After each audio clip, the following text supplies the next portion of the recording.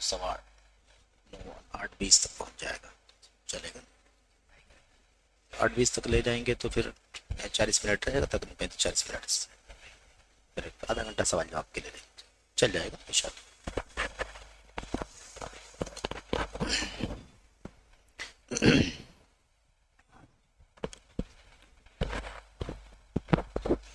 شروع کریں۔ السلام علیکم ورحمۃ اللہ وبرکاتہ۔ الحمد للہ رب العالمین والصلاة والسلام علی اشرف الانبیاء والمرسلین نبینا محمد وعلی آلہ واصحابہ اجمعین وبعد۔ قابل احترام بزرگوں، نوجوان دوستوں، ساتھیوں، عزیزوں،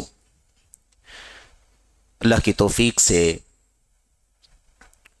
جدید مناہج کی حقیقت کے عنوان سے جو تربیتی منہجی سلسلہ شروع کیا گیا ہے، اس سلسلے کی آج کی اس مجلس میں ہمارے سامنے ایک بہت ہی زیادہ اہم سوال ہے، اور سوالات کے ذریعے سے علم حاصل کرنا یہ سلف کا طریقہ رہا ہے۔ سلف صالحین جہاں سے اس کی شروعات ہوتی ہے صحابہ کرام سے، وہیں سے ہم جانتے ہیں کہ سوالات کر کے علم حاصل کرنا یہ دین ہے۔ اسی لیے قرآن کریم کی آیتوں میں آپ دیکھیں، یسألونک آپ سے سوال کرتے ہیں، آپ سے پوچھتے ہیں، یسألونک ماذا ينفقون وغیرہ کئی ایک سوالات ہیں۔ بہرحال قرآن کریم میں کم و بیش 13-14 جگہوں پر سوالات کا تذکرہ ہے، اور اس کے بعد یہ سلسلہ آگے بڑھتا گیا۔ تابعین نے صحابہ سے سوال کیا، ان کے بعد والوں نے تابعین سے سوال کیا، یہ سلسلہ چلتا رہا، اور سوالات کر کے اس کے جوابات حاصل کر کے علم حاصل کرنے کا طریقہ یہ بہت ہی زیادہ معتبر ہے، بہت ہی زیادہ اصولی ہے۔ ہم لوگ اپنے ائمہ حدیث کے زمانے میں جب دیکھتے ہیں، ان کی حالات، ان کے دور پر جب نظر ڈالتے ہیں تو ہم دیکھتے ہیں کہ امت کے محدثین کے دور میں مستقل کتابیں لکھی گئی ہیں۔ فلاں شاگرد نے اپنے امام سے، اپنے استاد سے اتنے سارے سوالات کیے، فلاں لوگوں نے فلاں ائمہ سے سوالات کیے، ابن ابی داؤد رحمۃ اللہ علیہ نے سوالات کیے، اور ایسے ہی بردعی نے سوالات کیے، ایسے ہی مختلف کتابیں ہیں۔ مسائل الامام احمد، امام احمد کے مسائل، یعنی گویا کہ سوالات جو کیے گئے، ان سوالات کے جوابات ان ائمہ نے، محدثین نے دیے، اسے کتابی شکل میں جمع کر دیا گیا۔ تو یہ جو چیز ہمارے سامنے ہے، یہ اسی کا ایک امتداد ہے، یعنی اسی کا ایک سلسلہ ہے جو آگے بڑھ رہا ہے۔ ہمارے سامنے جو سوال ہے آج بڑا ہی اہم ہے، بڑا ہی بنیادی ہے، اور یوں سمجھ لیں کہ اس وقت کا جو سب سے بڑا فتنہ ہے، سب سے بڑا ناسور ہے، اس حوالے سے یہ بہت ہی اہم اور بنیادی سوال ہے۔ اور یہ ایک ایسی غلط فہمی ہے جو خاص طور پر عوام کے ساتھ ساتھ خصوصاً نوجوانوں کے بیچ میں اس غلط فہمی کو پھیلایا گیا ہے، پھیلایا جاتا ہے، اور اس کے ذریعے سے اپنے بہت سارے اہداف اور مقاصد کو حاصل کرنے کی کوشش کی جاتی ہے۔ تو سوال یہ ہے، فقہ الواقع سے کیا مراد ہے؟ کبھی کبھی ایسا ہوتا ہے کہ بعض چیزیں جب بتائی جاتی ہیں تو وہ ایسی ہوتی ہیں کہ اس نام سے آپ اس کو نہیں جانتے ہیں، اس چیز کو آپ جانتے ہیں لیکن اس نام کو نہیں جانتے ہیں جسے اصطلاحی طور پر استعمال کیا جاتا ہے۔ تو یہ بھی جاننا ضروری ہے کہ کون سی اصطلاح ہے، کس نے شروع کیا ہے، اس اصطلاح کا معنی کیا ہے، اور وہ اصطلاح کبھی ایک سے زائد معنی میں استعمال ہوتی ہے، اس کا صحیح معنی بھی ہے، اور اس کے بہت سارے معنی ایسے ہیں جو غلط ہیں، استعمال کیے جاتے ہیں۔ تو یہ ساری چیزیں بھی جاننا ضروری ہے۔ اب فقہ الواقع، واقع کا مطلب کیا ہوتا ہے؟ واقع کا مطلب ہوتا ہے جو کچھ پیش آیا ہے، جو کچھ واقع ہوا ہے، جو کچھ چل رہا ہے۔ اور فقہ کا مطلب ہوتا ہے علم، معلومات، جانکاری۔ تو فقہ کا واقع کا مطلب کیا ہے؟ جو کچھ حالات ہیں، ان حالات کی جانکاری، ان حالات کا علم۔ یہ اس کا لفظی معنی ہو گیا، لفظی معنی ہو گیا۔ اصطلاحی معنی کیا ہے؟ اصطلاحی معنی انشاءاللہ تبارک و تعالی آئے گا کہ ایک تو فقہ کئی معنی میں استعمال ہے اور فقہ الواقع پھر ایک معنی میں استعمال ہے. اہل علم کے ہاں ایک معنی میں استعمال ہے جو معنی بالکل صحیح ہے، درست ہے. اور پھر اس کے بعد اس وقت اس لفظ کو جس معنی میں استعمال کیا جا رہا ہے وہ کون سا معنی ہے اور کتنا خطرناک ہے، اس کی وضاحت انشاءاللہ تبارک و تعالیٰ اس میں آئے گی. فقہ الواقع کا جو معنی ہے سرسری طور پر آپ جان لیں، پھر وہ تفصیلات آگے آ رہی ہیں. فقہ الواقع کا مطلب یہ ہوتا ہے کہ اللہ کے دین کی دعوت کی راہ میں، دعوت دین کے میدان میں داعی کو، عالم کو، فاضل کو، جو بھی مصلح ہے، مرشد ہے، رہنمائی کرنے والا ہے، بھلائی کا حکم دینے والا ہے، برائی سے روکنے والا ہے، وہ حالات اور ظروف کو اچھی طرح سے سمجھ لے اور پھر اس کے بعد پیغام کیسے پہنچانا ہے اس کو سمجھے. کیونکہ انکار منکر اور امر بالمعروف، بھلائی کا حکم دینا، برائی سے روکنا، یہ تو اللہ کا دین ہے. لیکن حالات کو سمجھنا ضروری ہے، ظروف کو سمجھنا ضروری ہے. کبھی آدمی کو منکر دکھائی دیتا ہے لیکن اس منکر پر اگر وہ انکار کرے گا تو ایسا ہو سکتا ہے کہ اس کے نتیجے میں اسے بڑا منکر آ جائے گا، اس سے بڑا فساد رونما ہو جائے گا. تو کہاں کون سی بات بولنی ہے، کہاں کون سی بات نہیں بولنی ہے، کہاں آدمی کو کس انداز سے پیش آنا چاہیے، مخاطب کون ہے، مسلمان ہے تو مسلمانوں میں کئی ایک فرقے ہیں، کئی ایک طبقے ہیں، ان سے کیسے بات کرنا ہے. ایسے ہی وہ کس سماج کا ہے، کس کلچر کا ہے، پڑھا لکھا ہے، ان پڑھ ہے، نادان ہے، دینی میدان سے دینی میدان سے اس کی کوئی دلچسپی ہے یا بالکل دنیا دار ہے، کس طرح کا آدمی ہے وہ. پھر اگر مسلمان نہیں ہے تو کس کیٹیگری کا ہے وہ بت پرستوں میں سے ہے، یہودی ہے، کرسچن ہے، یا مثال کے طور پر وہ شیوعی ہے. شیوعی کا مطلب ہوتا ہے ناستک، جس کو ہم ملحد کہتے ہیں، بے دین کہتے ہیں، جو رب نہیں مانتا، کہتا ہے دنیا خود سے چل رہی ہے، اس کو کوئی چلا نہیں رہا ہے. تو کس کیٹیگری کا ہے، اس سے واقف ہو جانا، اس کے مزاج سے واقف ہو جانا، اس کے بیک گراؤنڈ سے واقف ہو جانا، وہ کون سی بات سمجھ سکتا ہے، کون سی بات نہیں سمجھ سکتا ہے، ان تمام چیزوں کو سمجھ کر کے دعوت کا کام کرنا، اس کو حقیقت میں فقہ الواقع کہتے ہیں. اس کو کیا کہتے ہیں؟ فقہ الواقع کہتے ہیں. اسی لیے آپ دیکھیے اللہ کے نبی علیہ الصلوۃ والسلام نے کیا فرمایا تھا، من رأى منکم منکرا فلیغیرہ بیدہ. تم میں سے جو منکر دیکھے اسے چاہیے کہ اپنے ہاتھ سے بدل دے. اگر اس کی طاقت نہ ہو تو اپنی زبان سے، اس کی بھی طاقت نہ ہو تو دل سے برا سمجھے. ایک بات تو یہ بھی ذہن میں رکھیں کہ اس حدیث کا صحیح معنوں میں سب لوگوں سے تعلق نہیں ہے، ہر آدمی سے اس کا تعلق نہیں ہے، بلکہ اس کا تعلق حقیقت میں کس سے ہے؟ مسلمانوں کے امام سے، ولی امر سے، حاکم سے، ذمہ دار سے اس کا تعلق ہے. کیونکہ وہی ہاتھ استعمال کرنے کی طاقت رکھتا ہے کہ نہیں؟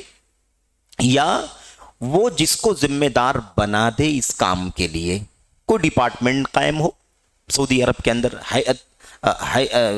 ہیئت الامر بالمعروف والنہی عن المنکر ہے مثال کے طور پر، ان کو اتھارٹی ہے کہ وہ یہ کام کریں. وہ مارتے بھی ہیں، کبھی وہ لے جا کر کے جیل میں بند بھی کرتے ہیں، وہ کبھی کوئی معمولی سزا بھی دیتے ہیں ان لوگوں کو جو نماز نہیں پڑھتے ہیں یا اور کوئی جرم کرتے ہیں، یا مثال کے طور پر کبھی زبان سے نصیحت کر دیتے ہیں، کبھی دل سے برا سمجھتے ہیں، جیسے حالات ہوتے ہیں. تو ایک بات تو یہ ہے، اس حدیث سے یہ بات ضرور معلوم ہو رہی ہے کہ اس چیز کو سمجھنا اللہ کے دین میں ہے کہ کب ہاتھ کا استعمال کرنا ہے، کب زبان کا استعمال کرنا ہے، کب زبان کا بھی استعمال نہیں کرنا ہے، دل میں برا سمجھنا ہے. کبھی ایسی حالت بھی ہو سکتی ہے کہ آپ بولیں گے تو خطرناک ہو جائے گا، تو خاموش رہنا بہتر ہے. آپ برائی کو برائی دل میں سمجھیے، اللہ دل کو دیکھ رہا ہے کہ آپ اس برائی سے راضی نہیں ہیں، لیکن حالات ایسے نہیں کہ آپ زبان کا استعمال کریں، ہاتھ کا استعمال کریں. سمجھ رہے ہیں؟ تو یہ بات یہاں ثابت ہوتی ہے کہ فقہ الواقع اس معنی میں دین کے اندر موجود ہے. فقہ الواقع دین کے اندر اس حیثیت سے موجود ہے. لیکن اب جس معنی میں فقہ الواقع آج کل کے کچھ لوگ لے رہے ہیں اس کی کیا حقیقت ہے، یہ اسے سمجھنا ہے. سوال کیا گیا شیخ صالح فوزان سے، فقہ الواقع سے کیا مراد ہے، یعنی اس کا معنی کیا ہے فقہ الواقع کا. امید کی وضاحت فرمائیں گے، کیونکہ اس لفظ کا استعمال کر کے اس کا شرعی لفظ مراد لینے کے بجائے لغوی معنی مراد لیا جا رہا ہے. یہ تو لفظ ہے نا، اس کا ایک لٹریری معنی ہوگا، ڈکشنری کے اندر معنی ہے جس کی وضاحت ہم نے آپ کے سامنے کر دی کہ واقع یعنی جو کچھ پیش آ رہا ہے اس کا علم۔ اب یہ سوال یہ ہے کہ اس کا جو اصطلاحی معنی یہی ہے جو ہم نے آپ کے سامنے ذکر کیا کہ ایک دائی کو چاہیے کہ حالات ظروف کو سمجھے۔ اس کے بعد سوال یہ ہے کہ آج اس کو استعمال کر کے اس لفظ کو اس کا لغوی معنی مراد دیا جا رہا ہے، یعنی اس کو اپنے معنی کے حساب سے فٹ کر لیا جا رہا ہے۔ واقع کی معلومات ہونی چاہیے، واقع کی معلومات ہونی چاہیے، صورتحال کی معلومات ہونی چاہیے، جو کچھ پیش آ رہا ہے اس کی معلومات ہونی چاہیے۔ اس طرح سے عام لفظی طور پر اس کو سمجھ کر کے اپنے معنی میں فٹ کیا جا رہا ہے۔ شیخ صالح فوزان نے بہت ہی عظیم الشان اس کا جواب دیا ہے اور اسے سمجھنے کی ضرورت ہے۔ جواب دیتے ہیں، کہتے ہیں واضح کو واضح کرنا بڑا مشکل ہے۔ ایک چیز اگر پہلے سے ہی واضح ہو تو اس کو پھر اور واضح کرنا کتنا مشکل ہے۔ کیا واضح کریں گے؟ جو چیز نہ واضح ہو، پوشیدہ ہو، پیچیدگی ہو، اس کے اندر کوئی ایسی چیز ہو جو مطلب سمجھ میں نہ آ رہی ہو تو سمجھایا جائے۔ ایک چیز سمجھ میں آ رہی ہے، سمجھ میں آئی ہوئی چیز ہے، اس کو اگر کوئی اپنے مقصد کے لیے استعمال کر رہا ہے تو یہ الگ چیز ہے، ورنہ فی نفس ہی اس کا معنی واضح ہے۔ کہتے ہیں کہ جو فقہ مطلوب ہے، یعنی جس فقہ کی ضرورت ہے، جس فقہ کو حاصل کرنا چاہیے، یہ اور قرآن کریم کی آیتوں میں، اللہ کے نبی کی حدیثوں میں جس فقہ کی ترغیب دی گئی ہے، شوق دلایا گیا ہے کہ ہمیں علم حاصل کرنا چاہیے، فقہ حاصل کرنا چاہیے، قرآن و سنت میں جس کا حکم دیا گیا ہے وہ کتاب و سنت کی فقہ ہے۔ اب فقہ الواقع قرآن میں کیا ہے؟ مطلب قرآن اور اللہ کے دین میں کون سی فقہ ہے؟ فقہ الکتاب ہے، قرآن کریم کا علم حاصل کرنا۔ فقہ السنہ ہے، سنت کا علم حاصل کرنا ہے کہ نہیں؟ ایسے ہی ایمان اور عقیدے کی باتوں کو جاننا اور اس کا علم حاصل کرنا، جس کو الفقہ الاکبر کہتے ہیں، سب سے بڑی والی فقہ، اللہ کی معلومات، اللہ کے اسما کی، اللہ کے صفات کی، اللہ کی ربوبیت کی، اور جو ساری چیزیں ایمانیات کی ہیں، ان تمام چیزوں کو جاننا، اس کا علم حاصل کرنا، یہ الفقہ الاکبر ہے، سب سے بڑی فقہ ہے یہ۔ تو شیخ صالح فوزان کہتے ہیں کہ کتاب و سنت میں جس فقہ کو حاصل کرنے کی تعلیم دی گئی ہے وہ قرآن و سنت کی فقہ ہے۔ یہ فقہ تو چاہیے، اس میں کوئی شک نہیں ہے، یہی فقہ مطلوب ہے۔ کہتے ہیں رہی لغوی فقہ یعنی زبان کو سمجھنا، لغوی فقہ یعنی فقہ کا مطلب ہوتا ہے عربی زبان میں جاننا، علم حاصل کرنا، یا لغت کو سمجھنا، عربی زبان کا علم حاصل کرنا مثال کے طور پر، تو کہتے ہیں یہ مباحات کے قبیل سے ہے۔ آدمی کوئی بھی زبان سیکھتا ہے جائز ہے اس کے لیے، کوئی بھی زبان سیکھتا ہے اس کے لیے کیا ہے؟ وہ زبان سیکھنا جائز ہے، اس میں کوئی حرج کی بات نہیں ہے۔ لیکن یہ مطلوب نہیں ہے کہ فلاں زبان سیکھنا ضروری ہے، فلاں زبان سیکھنا ضروری ہے، اس کے بغیر دین مکمل نہیں ہوگا، ایمان مکمل نہیں ہوگا، ایسی کوئی بات تو نہیں ہے۔ لیکن کوئی بھی زبان آدمی سیکھتا ہے، اس کو ضرورت ہے تو سیکھے، کوئی مسئلہ نہیں ہے، کوئی رکاوٹ نہیں ہے۔ اچھا، پھر اس کے بعد زبان کی جو فقہ ہوتی ہے، یعنی زبان کا علم جو ہوتا ہے، کسی لینگویج کو جاننے کا مطلب کیا ہوتا ہے؟ اس کا مطلب یہ ہوتا ہے کہ آپ لفظ کا معنی سمجھیں، اس زبان کے لفظ کا معنی سمجھیں، وہ لفظ کہاں سے نکلا ہے، اس کا روٹ کیا ہے، مشتقات کہاں سے نکلا ہے اور کون کون سے الفاظ نکلے ہیں، یہ سیکھیں۔ ایسے ہی اس کی جو حروف ہیں، الفابیٹس ہیں، اس کو سمجھیں۔ کہتے ہیں اسے زبان کی فقہ کہا جاتا ہے۔ یعنی شیخ یہ سمجھا رہے ہیں کہ اگر فقہ کے بارے میں دیکھا جائے تو فقہ کتنی ہے؟ قرآن کی فقہ ہو گئی، سنت کی فقہ ہو گئی، عربی زبان کی فقہ ہو گئی، یہ تین چیزوں کی فقہ سمجھا رہے ہیں۔ کہتے ہیں اسی معنی میں، یعنی عربی زبان سیکھنے کے حوالے سے، یا کوئی بھی زبان سیکھنا چاہتا ہے تو سیکھے۔ کہتے ہیں کہ عربی زبان سیکھنے کے حوالے سے امام ثعلبی کی کتاب ہے فقہ اللغہ، اس نام سے کتاب ہی ہے، عربی زبان کی فقہ، تو اس میں کوئی حرج کی بات نہیں ہے، یہ سب جائز ہے۔ لیکن جس فقہ کو حاصل کرنا واجب ہے وہ کون سی فقہ ہے؟ وہ فقہ ہے قرآن کا علم، قرآن کی فقہ، سنت کی فقہ، اور قرآن اور سنت کو جب ہم اکٹھا کر لیں گے تو یہی دین ہے، دین کی فقہ۔ اللہ کے نبی نے فرمایا کہ اللہ تعالیٰ جس کے ساتھ بھلا کرنا چاہتا ہے اس کو دین کی فقہ عطا فرماتا ہے۔ من یرید اللہ بہ خیرا یفقہہ فی الدین۔ تو دین کی فقہ یعنی قرآن کی فقہ، قرآن کا علم، فقہ کا مطلب ہے علم، سمجھ، فقہ کے معنی. اور تھوڑا سا اگر باریکی میں گزریں گے تو فقہ کا مطلب ہوتا ہے اس کے نشیب، فراز، ما لہو ما علیہ، باریکیاں، اس طرح سے ڈیپلی جاننے کا نام فقہ ہے. یہ ہے فقہ کا معنی. قرآن کی آیت میں اللہ تبارک و تعالیٰ فرماتا ہے لیتفقہوا فی الدین. قرآن میں اللہ نے کیا فرمایا؟ لیتفقہوا فی الدین، تاکہ لوگ دین کا علم حاصل کریں، دین کا علم حاصل کریں. یہ اللہ تعالیٰ کے دین میں حکم ہے، اللہ کے نبی کی حدیث میں ہے. اللہ جس کے ساتھ بھلا کرنا چاہتا ہے اس کو دین کا علم عطا فرماتا ہے. تو یہ چیز تو ہے. ایسے ہی قرآن کی آیت میں اللہ تعالیٰ نے فرمایا ہے فَمَا لِهَٰؤُلَاءِ الْقَوْمِ لَا يَكَادُونَ يَفْقَهُونَ حَدِيثًا. ان لوگوں کو کیا ہو گیا ہے کہ یہ لوگ کوئی بات سمجھنے کے قریب بھی نہیں ہیں. یعنی جو لوگ اللہ کے دین کو نہیں سمجھ رہے ہیں، قرآن سے دور ہیں، سنت سے دور ہیں، ان کے بارے میں اللہ تبارک و تعالیٰ کیا فرماتا ہے؟ ان لوگوں کو کیا ہو گیا ہے کہ یہ کوئی بات سمجھنا نہیں چاہتے. ایسے ہی اللہ تبارک و تعالیٰ نے منافقین کے بارے میں کیا فرمایا؟ وَلَكِنَّ الْمُنَافِقِينَ لَا يَفْقَهُونَ. منافقین فقہ نہیں رکھتے ہیں، یعنی سمجھتے نہیں ہیں، اللہ کے دین کو نہیں سمجھتے، اللہ کے دین کو نہیں جانتے. یہ ساری آیتیں جو آپ کے سامنے پڑھی گئی ہیں، شیخ صالح فوزان کہتے ہیں یہ آیتیں، یہ حدیث اور اس معنی کی اور بھی آیتیں حدیثیں ہیں، ان سب آیتوں میں، حدیثوں میں جس فقہ کا حکم دیا جا رہا ہے، جس فقہ کی بات کی جا رہی ہے، وہ فقہ کون سی ہے؟ شرعی احکام کی معرفت کے ذریعے، شرعی احکام کو جان کے اللہ تبارک و تعالیٰ کے دین کو سمجھنا، اللہ کے دین کو سمجھنا. یہی مطلوب ہے، یہی مطلوب ہے، یہ ضروری ہے. اس کا اہتمام کرنا چاہیے، اس کا سیکھنا چاہیے، اس کو سیکھنا چاہیے. اور یہ مسلمانوں کی ذمہ داری ہے کہ وہ اپنی اپنی حیثیت کے مطابق اللہ کے دین کو، اللہ کی شریعت کو سیکھیں، اس کا علم حاصل کریں. یہ بات تو ہو گئی فقہ دین میں کسے کہتے ہیں. اچھا، یہ تین باتیں ہو گئی نا، قرآن کی فقہ، حدیث کی فقہ، اور اس کے بعد عربی زبان کی فقہ. اور ہم نے آپ کو شروع میں ذکر کیا تھا کہ چوتھی ایک فقہ ہے، وہ یہ ہے کہ داعی جو ہے وہ حالات، ظروف کو سمجھ کر کے اللہ کے دین کا پیغام لوگوں تک پہنچائے. اس کی دلیل کیا ہے؟ صحیح بخاری کی وہ روایت جس میں اللہ کے نبی صلی اللہ علیہ وسلم نے فرمایا تھا، آپ نے فرمایا تھا حضرت معاذ ابن جبل کو کہ تم کہاں جا رہے ہو؟ یمن جا رہے ہو. وہاں تمہارا سامنا، تمہارا سابقہ اہل کتاب سے ہوگا، یہودی ہوں گے، کرسچن ہوں گے.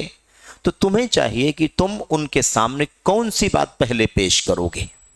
سب سے پہلے کس بات کی دعوت دو گے؟ وہ لا الہ الا اللہ کی گواہی کی دعوت دو گے. اگر وہ تمہاری اس بات کو مان لیں گے تو تم ان کو بتاؤ گے کہ دن اور رات پہ 5 وقت کی نمازیں فرض ہیں. اگر وہ اس کو بھی مان لیں گے تو ان کو بتاؤ گے کہ زکوٰۃ دینا ہے. اس کو بھی مان لیں گے تو اگلے احکام تم ان کو بتاؤ گے. اس سے معلوم پڑتا ہے کہ آدمی جہاں دعوت دینے جا رہا ہو، جس کو دعوت دینے جا رہا ہو، وہ کون ہیں، کس عقیدے کے ہیں، کس دھرم کے ہیں، کس نیچر کے ہیں، کس مزاج کے، ان کو کون سا پہلے پیغام پہنچانا ہے، پھر کون سی بات ان کے سامنے پیش کرنی ہے. یہ دعوت کی فقہ ہے، میدان کی فقہ ہے کہ کس طرح کے حالات پہ کون سی بات بولنی چاہیے. یہ بات ہو گئی نا. اب اس کے بعد شیخ صالح فوزان اس مسئلے کو سمجھا رہے ہیں کہ یہ جو فقہ الواقع آج جس معنی میں لوگ لے رہے ہیں اسے سمجھنے کی ضرورت ہے. اور یہ نقطہ بہت ہی اہم ہے، خاص طور پر آپ میں بڑی تعداد نوجوانوں کی ہے اور الحمدللہ تعلیم یافتہ لوگوں کی ہے، پڑھے لکھے لوگوں کی ہے. یہ مسئلہ سب سے زیادہ خطرناک ہے جسے لوگ بڑی تیزی کے ساتھ آج پھیلاتے ہیں. اور اگر اس باریکی کو ہمارے نوجوان نہ سمجھیں تو ظاہر ہے کہ کہیں نہ کہیں یہ چیز ان کو متاثر کر دے گی اور پھر وہ کس طرف قدم اٹھا لیں گے کچھ بھی نہیں کہا جا سکتا. اب شیخ صالح فوزان کہتے ہیں کہ ان لوگوں کے یہاں اور کن لوگوں کے یہاں، یہ بات بھی آگے واضح ہو جائے گی. ان لوگوں کے یہاں فقہ الواقع کا مقصد فقہ اللغہ نہیں ہے. جو لوگ فقہ الواقع کی بات کر رہے ہیں آج کے دور میں، ان لوگوں کے یہاں فقہ سے مراد کتاب اللہ کی فقہ نہیں ہے، اس سے مراد سنت کی فقہ نہیں ہے، اس سے مراد عربی زبان کی بھی فقہ نہیں ہے. اب جو چوتھی بات ہم نے عرض کی تھی کہ دعوت کا میدان جاننا چاہیے، یہ بھی قرآن سے، سنت سے اور اللہ کے نبی علیہ الصلوۃ والسلام اور صحابہ کی زندگی سے ہی ہم کو معلوم پڑے گا کہ دعوت کیسے دینا ہے. وہ سب اس کے اندر شامل ہو گیا. شیخ صالح فوزان کہتے ہیں ان تینوں چیزوں کی کو یہ مراد نہیں لیتے ہیں جب کہتے ہیں کہ آپ کو واقعے کی معلومات نہیں ہے, واقعے کی فقہ نہیں ہے. تو کیا مطلب سمجھتے ہیں؟ یہ نہیں سمجھتے کہ آپ کو قرآن کا علم نہیں, سنت کا علم نہیں, عربی زبان کا علم نہیں, دعوت کے میدان کا علم نہیں, یہ نہیں کہنا چاہتے. وہ دوسری ایک پانچویں بات کہنا چاہتے ہیں. وہ کیا ہے؟ شیخ صاحب کہتے ہیں بلکہ وہ فقہ الواقع کا معنی یہ سمجھتے ہیں کہ سیاسی امور میں مشغول ہونا, سیاسی طور پر بھڑکانا, اشتعال پیدا کرنا اور اسی کے پیچھے سارا وقت اور تمام کوششیں صرف کر دینا ہے. دیکھیں یہ جو شیخ صالح فوزان نے جواب دیا ہے, ایسے تو یہ جواب سعودی عرب کے پس منظر میں ہے.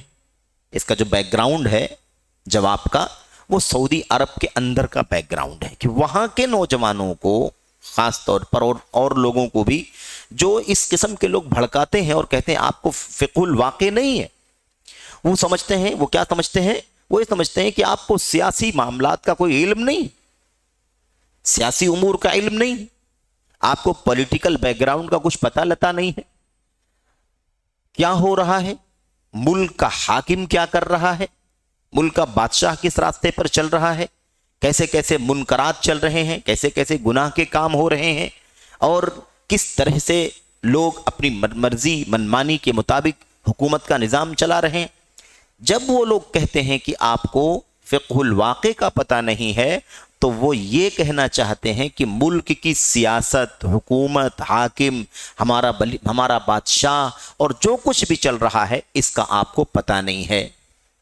پھر اور زیادہ آپ اگر آگے بڑھیں اس بات کو سمجھنے میں تو اور بھی باتیں سمجھ سکتے ہیں کہ ہمارے ملک کے حکمراں یعنی سعودی عرب کے بارے میں آپ سمجھیں کہ وہ یہ کہنا چاہتے ہیں کہ ہمارے ملک کے حکمراں کس کس ملک کے لوگوں سے تال میل رکھتے ہیں, کن کن لوگوں کے ساتھ ان کا معاملہ مطلب معاملات بڑھتے جا رہے ہیں, کن سے قربت بڑھتی جا رہی ہے, وہ کون لوگ ہیں, وہ یہودی ہیں, وہ کرسچن ہیں, وہ نان مسلم ہیں, اس طرح کے تعلقات ہمارے بادشاہ کیوں رکھتے ہیں.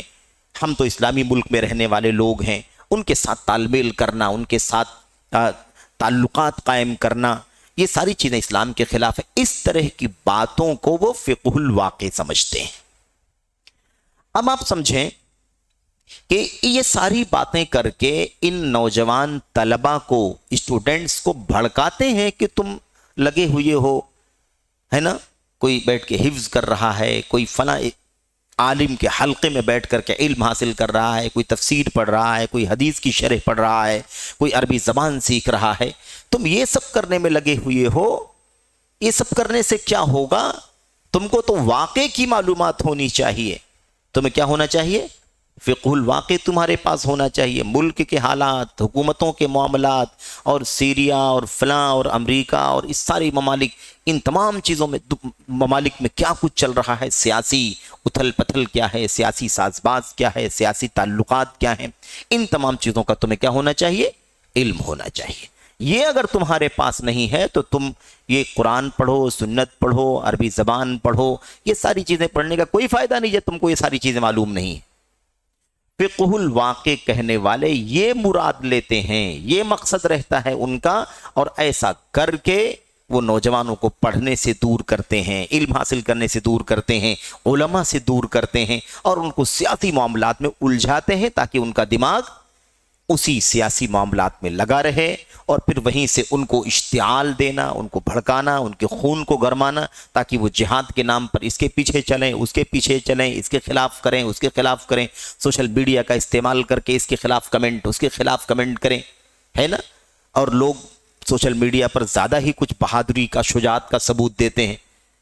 بہت آسان لگتا ہے نا وہاں ساری باتیں کر دینا, اور تسلی کر لیتے ہیں کہ ہم سب سے بڑا کارنامہ انجام دیتے ہیں. بلکہ یہی نہیں, جرات اتنا بڑھ جاتی ہے کہ وہ علماء کے پاس آتے ہیں, اسی فقہ الواقع کا ہی حصہ ہے ان کے معنی میں.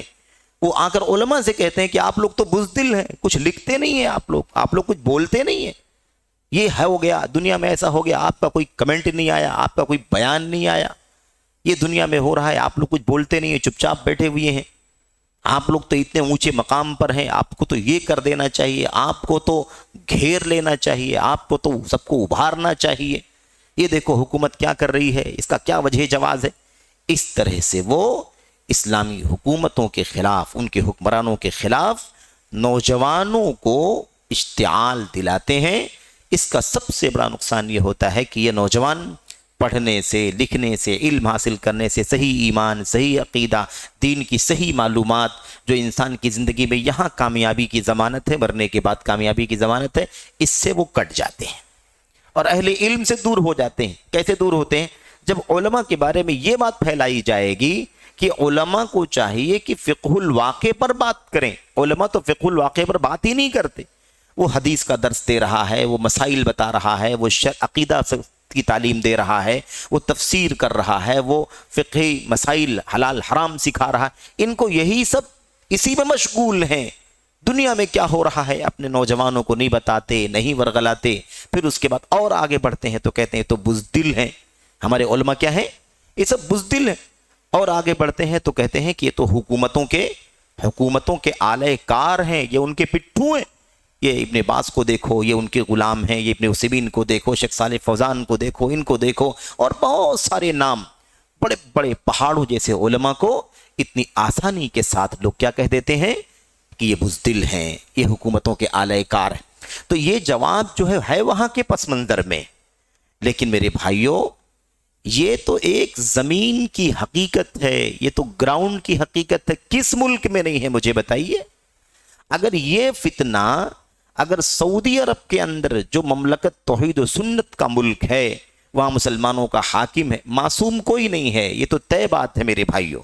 غلطیاں ہونا، گناہ کے کام ہونا، چھوٹے گناہ، بڑے گناہ، منکرات، اس سے کسی کو انکار نہیں ہے، لیکن جو منکر ہے وہ منکر ہے، جو غلط ہے وہ غلط ہے، جو حرام ہے وہ حرام ہے۔ معصوم تو کوئی نہیں ہے سوائے اس کے جسے اللہ تعالیٰ معصوم بنائے۔ تو اللہ نے جس کو معصوم بنائے وہی معصوم ہے۔ لیکن یہ بات آپ سمجھیے کہ اگر وہاں کے حکمرانوں کے بارے میں کہی جا سکتی ہے تو یہ معاملہ ہمارے ملک میں کتنا خطرناک انداز میں پیش کیا جائے گا اور دوسرے ممالک میں کتنے خطرناک انداز میں پیش کیا جائے گا، کیونکہ سب سے زیادہ خیر تو الحمدللہ آج بھی روئے زمین پر کہاں ہے؟ سعودی عرب کے اندر۔ توحید کا ملک ہے، توحید کی دعوت ہے، توحید ظاہر و باہر ہے، سنت ظاہر و باہر ہے۔ دعوت توحید و سنت کے لیے وقت کا، مال کا، طاقت کا پورا استعمال الحمدللہ کیا جاتا ہے۔ خیر و بھلائی عام کرنے میں سب سے آگے رہتے ہیں وہ، عوام ہوں، حکمران ہوں، علماء ہوں، سب کے سب الحمدللہ اسی رخ پر چلتے ہیں۔ تو اگر وہاں یہ ذہن سازی کی جا رہی ہے، وہاں کے نوجوان جو علماء کے بیچ میں، اہل علم کے مرکز میں، گڑھ میں رہنے والے لوگ ہیں، اگر وہ بہک سکتے ہیں تو آپ بتائیے کہ ہم لوگ اس ملک میں رہ کر کے کتنا ہمارا ذہن خراب ہو سکتا ہے۔ تو پھر ہم ہمارے حکمرانوں کے خلاف، اور یہی ذہنیت ہے، یہی ذہنیت، اسی ذہنیت نے جو وہاں کام کیا ہے، اسی ذہنیت نے پوری دنیا کے اندر یہ فتنہ پھیلایا ہوا ہے۔ اور اس کے لیے سب سے بڑا سہارا کیا ہے؟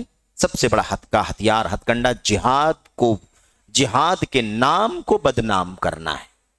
اب جو وہ کریں وہ جہاد ہے، جو رویہ وہ اختیار کریں وہ صحیح ہے، جو اسٹینڈ لیں وہ کیا ہے؟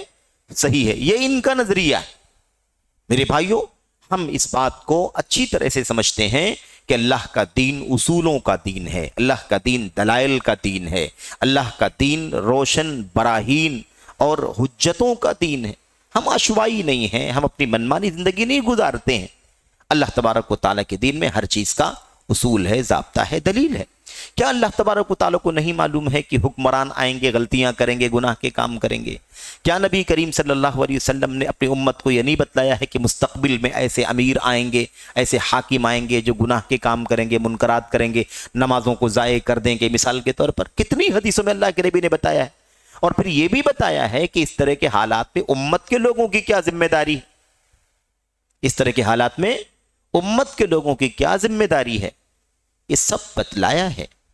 اب آج یہ طبقہ کھڑا ہو جائے اور یہ کہے کہ فقہ الواقع نہیں جانتے تم، فقہ الواقع ہمارے علماء نہیں بتلاتے، سب سے بڑی فقہ الواقع ہے، نہ فقہ الکتاب ہے، نہ فقہ السنہ ہے، نہ فقہ اللغہ ہے، نہ فقہ الدعوہ ہے، کچھ نہیں ہے۔ سب سے بڑی فقہ کون سی ہے ان کے یہاں؟ یہ فقہ السیاسہ، سیاست کی فقہ ہے، سیاست جانو ساری دنیا کی۔ میرے بھائیو، ہم یہاں بیٹھے ہیں، مثال کے طور پر ہم سب بیٹھے ہیں کہ کسی کی ملازمت ہے، کسی کا مثال کے طور پر کسی کا کوئی کاروبار ہے، اپنی اپنی حیثیت سے لوگ ہے نا روزیاں کماتے ہیں، محنت کرتے ہیں، اپنے بال بچوں کو پالتے ہیں، تعلیم کا انتظام، پڑھائی کا انتظام، کھانے پینے کا انتظام، جو طاقت اللہ نے دی اس کے حساب سے دین کی مدد کرتے ہیں، وقت کی نماز کی پابندی، روزے کی پابندی، قربانی وغیرہ جو بھی اپنی حیثیت سے مطابق ہم کر سکتے ہیں، ہم اپنی حیثیت کے مطابق کرتے ہیں۔ ہم کو یہ بتائیے کہ اس میں اگر ورغلایا جائے کہ فقہ الواقع میں تم کو دلچسپی لینی چاہیے، ملک کی سیاست، دنیا کی سیاست میں تم کو بہت زیادہ دلچسپی لینی چاہیے، اور دیکھو کیسے کیسے لوگ ظلم کر رہے ہیں، زیادتیاں کر رہے ہیں، تمہیں اٹھ کھڑا ہونا چاہیے، تمہیں تو آندولن میں نکل آنا چاہیے، تمہیں تو دھرنا دینا چاہیے، تمہیں تو مثال کے طور پر مار دھاڑ کا راستہ اختیار کر لینا چاہیے۔ تو آپ بتائیے کتنی نادانی اور جہالت کی چیز ہوگی کہ ہم اللہ کا دین سیکھیں، حلال کھائیں، توحید سیکھیں، سنت سیکھیں، اللہ کی فرائض کی پابندی کریں، اپنے گھر والوں کی اصلاح کریں، ان کو نماز کی پابندی کرائیں، ہے نا، ان کی صحیح تعلیم ہو، صحیح تربیت ہو، اور صحیح ایمان و عقیدے اور عمل پر زندگی گزار کر کے دنیا سے چلے جائیں۔ یہ ہماری ذمہ داری ہے، یہ ہماری ذمہ داری ہے کہ ہم ایران، توران، امریکہ اور سیریا اور دمشق کی سیاست کریں۔ ہمیں اس سے کیا لینا دینا ہے میرے بھائیوں؟ ہمیں اس سے کیا مطلب ہے؟ ہمارا کام یہ ہے کہ ہم جو اپنی حیثیت کا کام ہے ہم وہ کام کریں، اور یہی کام ہے سب سے بڑا کام یہی ہے کہ اللہ کے دین کا علم حاصل کرو، اللہ کے دین پر چلو، توحید و سنت کی زندگی گزارو، اور اسی کو لے کے، اسی سرمایے کو لے کر کے دنیا سے چلے جاؤ۔ سیاست کا جو مسئلہ ہے وہ الگ ڈپارٹمنٹ ہے، اس کے لوگ ہیں، اس کے افراد ہیں، اس کے شعبے ہیں، وہ دیکھ رہے ہیں، ان کی ذمہ داریاں ہیں، وہ نبھا رہے ہیں۔ غلط کریں گے تو غلط کی سزا غلط کا انجام غلط ہوگا۔ ہاں، جو ہمیں کرنا ہے وہ ہمیں کرنا ہے، ہمیں یہ کرنا ہے کہ اگر ہم غلطیاں دیکھتے ہیں، ہماری حیثیت ہے کہ ہم پیغام پہنچائیں، بتائیں کہ یہ غلط ہے تو ہم پہنچائیں، لیکن چین سے پہنچائیں، جس چین سے پہنچانا چاہیے ہمیں اس چین سے پہنچائیں۔ میڈیا کے ذریعے سے ساری دنیا میں رسوا کیا جائے، ان کو ذلیل کیا جائے، ممبروں کا استعمال کیا جائے مسلمانوں کے حاکموں کے خلاف، اسٹیجوں کا استعمال کیا جائے، ہے نا۔ ایسے ہی مثال کے طور پر پبلک کے بیچ میں، عوام کے بیچ میں ان کے خلاف غلط فہمیاں پھیلا کر کے ان کو بھڑکایا جائے، ان کو اکسایا جائے تاکہ وہ دنگے کی راہ پر چلے آئیں، بغاوت کی راہ پر چلے آئیں، خروج کریں، یا مثال کے طور پر بلاسٹ وغیرہ کا راستہ اختیار کر لیں، قتل و خونریزی کا راستہ اختیار کر لیں۔ یہ راستہ دکھانا میرے بھائیوں آپ بتائیے کتنا خطرناک راستہ ہے؟ اس کی کیا دلیل ہے؟ اس کی کوئی دلیل نہیں اللہ تبارک و تعالیٰ کے دین میں، اللہ کے دین میں اس کی کوئی دلیل نہیں ہے، یاد رکھیں۔ اور یہ جو طریقہ چل رہا ہے صرف جذبات کا راستہ ہے۔ ایسے تو باتیں آئیں گی بہت تفصیل میں آگے، کیونکہ بہت سارے سوالات ہیں، لیکن صرف اشارہ کروں، اللہ کے نبی علیہ السلام نے یہ بتلایا تھا کہ اگر مسلمانوں کا حاکم کچھ غلط کر رہا ہو تو آپ کو، ہم کو چاہیے کہ ہم سب سے پہلا کام تو صبر کریں، دوسری چیز اپنی حیثیت کے مطابق اس کی اصلاح کریں، اس کو پہنچائیں، سمجھائیں، ہے نا۔ اور اگر کچھ بھی نہیں کر سکتے ہیں تو اس کے لیے دعائے خیر کریں، اس کے لیے دعائے خیر کریں۔ اب جو اصلاح کی بات ہے، پہنچانے کی بات ہے، تو ہمیں چاہیے کہ اس کو کیسے پہنچائیں؟ تنہائی میں پہنچائیں۔ فَلْيَخْلُ بِهِ، جو اپنے امام سے، اپنے حاکم سے کوئی منکر دیکھے، اسے چاہیے کہ اس کے ساتھ خلوت میں ہو جائے، تنہائی میں ہو جائے، اور تنہائی میں اس کو سمجھائے کہ آپ کا یہ فیصلہ قرآن کے خلاف ہے، آپ کا یہ اسٹینڈ سنت کے خلاف ہے، یہ اس کو سمجھایا جائے۔ مثال کے طور پر اچھا ہم نے سمجھایا، ایک بار سمجھایا، دو بار سمجھا دیا، اب مثال کے طور پر وہ نہیں مانتا ہے، نہیں مان رہا ہے، ٹھیک ہے، تو ہماری کیا ذمہ داری ہے؟ لوگ کیا کہتے ہیں؟ سمجھا لیا بھائی، ایک بار سمجھایا، دو بار سمجھایا، سمجھا کے تھک گئے، اب کوئی راستہ نہیں باقی بچا سوائے مار دھاڑ کے۔ یہ راستہ بھی غلط ہے، وہ راستہ ہے ہی نہیں آپ کے لیے، کبھی نہیں ہے۔ کیا کرنا ہے؟ اللہ کے نبی نے فرمایا آپ نے سمجھا دیا، اگر مان لیا تو الحمدللہ، اگر نہیں مانا تو آپ نے اپنی ذمہ داری ادا کر دی، آپ نے اپنی ذمہ داری کیا کر دی؟ ادا کر دی۔ اب آپ کو اگلا قدم نہیں اٹھانا ہے، اگلا قدم اگر اٹھانا ہے تو کیا اٹھانا ہے؟ آپ اللہ تعالیٰ سے دعا کریں، اب آپ اللہ تبارک و تعالیٰ سے اس کے حق میں دعا کریں کہ اللہ تعالیٰ اس کی اصلاح فرمائے۔ اسی لیے آپ دیکھیے سعودی عرب میں حرمین شریفین میں ممبروں سے ولاۃ امور کے لیے دعائیں ہوتی ہیں، ان کے لیے دعائیں ہوتی ہیں، اللہ ان کی اصلاح فرما دے، اللہ ان کو اسلام اور مسلمانوں کے لیے خیر کا ذریعہ بنا دے، بہت ساری کتنی ساری دعائیں ہوتی ہیں، ٹھیک ہے، یہ طریقہ ہے۔ اچھا اب لوگ کہتے ہیں کہ یہ برائی ہم دیکھ رہے ہیں، دیکھ کے برداشت نہیں ہو رہا ہے ہمیں، تو ہم کیا کریں؟ ہمیں کچھ تو کرنا چاہیے۔ میرے بھائیوں، اس کا ضابطہ کیا ہے، اس کا اصول کیا ہے؟ اللہ کے نبی علیہ الصلوۃ والسلام نے فرمایا ہے، گرچہ آپ برائی دیکھ رہے ہیں، آپ نے سمجھایا بھی ہے، نصیحت بھی کی ہے، نہیں مانا گیا، آپ نے دعائیں بھی کی ہیں، کر بھی رہے ہیں، آپ برائی دیکھ رہے ہیں تو آپ مجرم نہیں ہیں۔ مجرم وہ ہے جو برائی دیکھ رہا ہو اور اس پر جو شرعی ایکشن ہو سکتا ہے وہ ایکشن نہ لے رہا ہو، وہ مجرم ہے۔ آپ نے وہ بھی کام کر لیا ہے، اصلاح کا، دعا کا سارا کام راستہ اختیار کر لیا ہے۔ اب اس کے بعد کیا ہے؟ مجرم کب ہوگا آدمی، گنہگار کب ہوگا؟ جو اس برائی سے دل سے راضی ہوگا اور اس کے پیچھے چلے گا، یعنی اس کی پیروی کرے گا، وہ بھی فالو کرے گا۔ جو راضی ہو اور فالو کرے وہ گنہگار ہے۔ اللہ کے نبی نے کہا وَلَكِن مَنْ رَضِيَ وَتَابَعَ، گنہگار وہ ہے، مجرم وہ ہے نا، جو منکر کو دیکھ کر کے اس سے راضی ہو اور اس کو فالو کر رہا ہو، وہ تو گنہگار ہے۔ اب آج مثال کے طور پر بہت ساری باتیں کہی جاتی ہیں سعودی حکومت کے بارے میں، وہاں یہ ہے، وہاں یہ برائیاں ہیں، فلمیں ہیں وغیرہ وغیرہ۔ ہمیں نہیں معلوم کہ اس میں کتنی سچائی ہے، کتنی برائی ہے۔ جو بھی سچائی ہے اس کے بارے میں آپ سمجھیں کہ جو بھی سچائی ہے، کیا ایک مومن مسلمان آدمی جو صحیح کتاب و سنت کے منہج پر چلنے والا ہے، سلف کی راہ پر، کیا وہ دل سے اس سے راضی ہے؟ کس کو پسند ہے فلم؟ کس کو پسند ہے ناچ گانا؟ کس کو پسند ہے بے حیائی؟ الحمدللہ ایک مومن جو سلف کے راستے پر چلنے والا ہے کبھی اس چیز کو پسند نہیں کر سکتا ہے۔ تو جب ہم اس کو پسند نہیں کر رہے ہیں، ہم دل سے اس کو نفرت کی نگاہ سے دیکھ رہے ہیں، ہم فالو بھی نہیں کر رہے ہیں اور ہم ان کے لیے دعائیں کر رہے ہیں، تو اپنی ذمہ داری ادا کر رہے ہیں کہ نہیں کر رہے؟ بغاوت کا راستہ کب آتا ہے معلوم آپ کو؟ بغاوت کا راستہ اللہ کے نبی علیہ السلام نے فرمایا، ایک سے زائد روایتیں ہیں، اللہ کے نبی نے فرمایا کہ ایسے لوگ آئیں گے، ایسے حاکم آئیں گے جو نمازوں کو ضائع کریں گے، نمازوں کو مار ڈالیں گے۔ صحابہ نے کہا اللہ کے نبی تو کیا ہم ان سے لڑائی نہ کریں؟ آپ نے فرمایا نہ لڑائی نہیں کرو، جب تک وہ نماز پڑھ رہے ہیں تب تک ان سے لڑائی، قتل ہے نا، مار دھاڑ کا راستہ اختیار مت کرو۔ نماز کو لیٹ کر رہے ہیں نا، نماز کو لیٹ کر رہے ہیں، قضا پڑھ رہے ہیں مثال کے طور پر، یا جلدی جلدی پڑھ کر کے شارٹ کٹ میں ایک دم کر دے رہے ہیں، لیکن نماز پڑھ رہے ہیں، وہ نماز وہ لا ما صلو، اللہ کے نبی نے فرمایا نہیں، یہ راستہ اختیار نہیں کر سکتے، یہ بغاوت کا، مار دھاڑ کا راستہ اختیار نہیں کر سکتے۔ جب تک وہ نماز قائم کر رہے ہیں تب تک یہ قدم نہیں اٹھانا ہے۔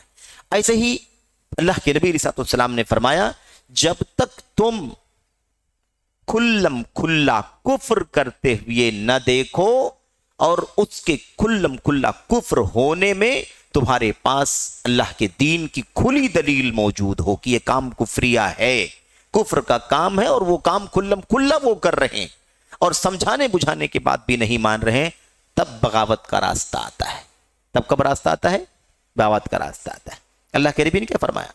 حتی تروا منہم کفرا بواحا عندکم فیہ من اللہ برہان، جب تک تم کھلم کھلا کفر کرتے ہوئے نہ دیکھو اور اس کے کفر ہونے کی تمہارے پاس کھلی دلیل ہو، تب تک تم بغاوت کا راستہ اختیار نہیں کر سکتے۔ یہ شریعت کا ضابطہ ہے۔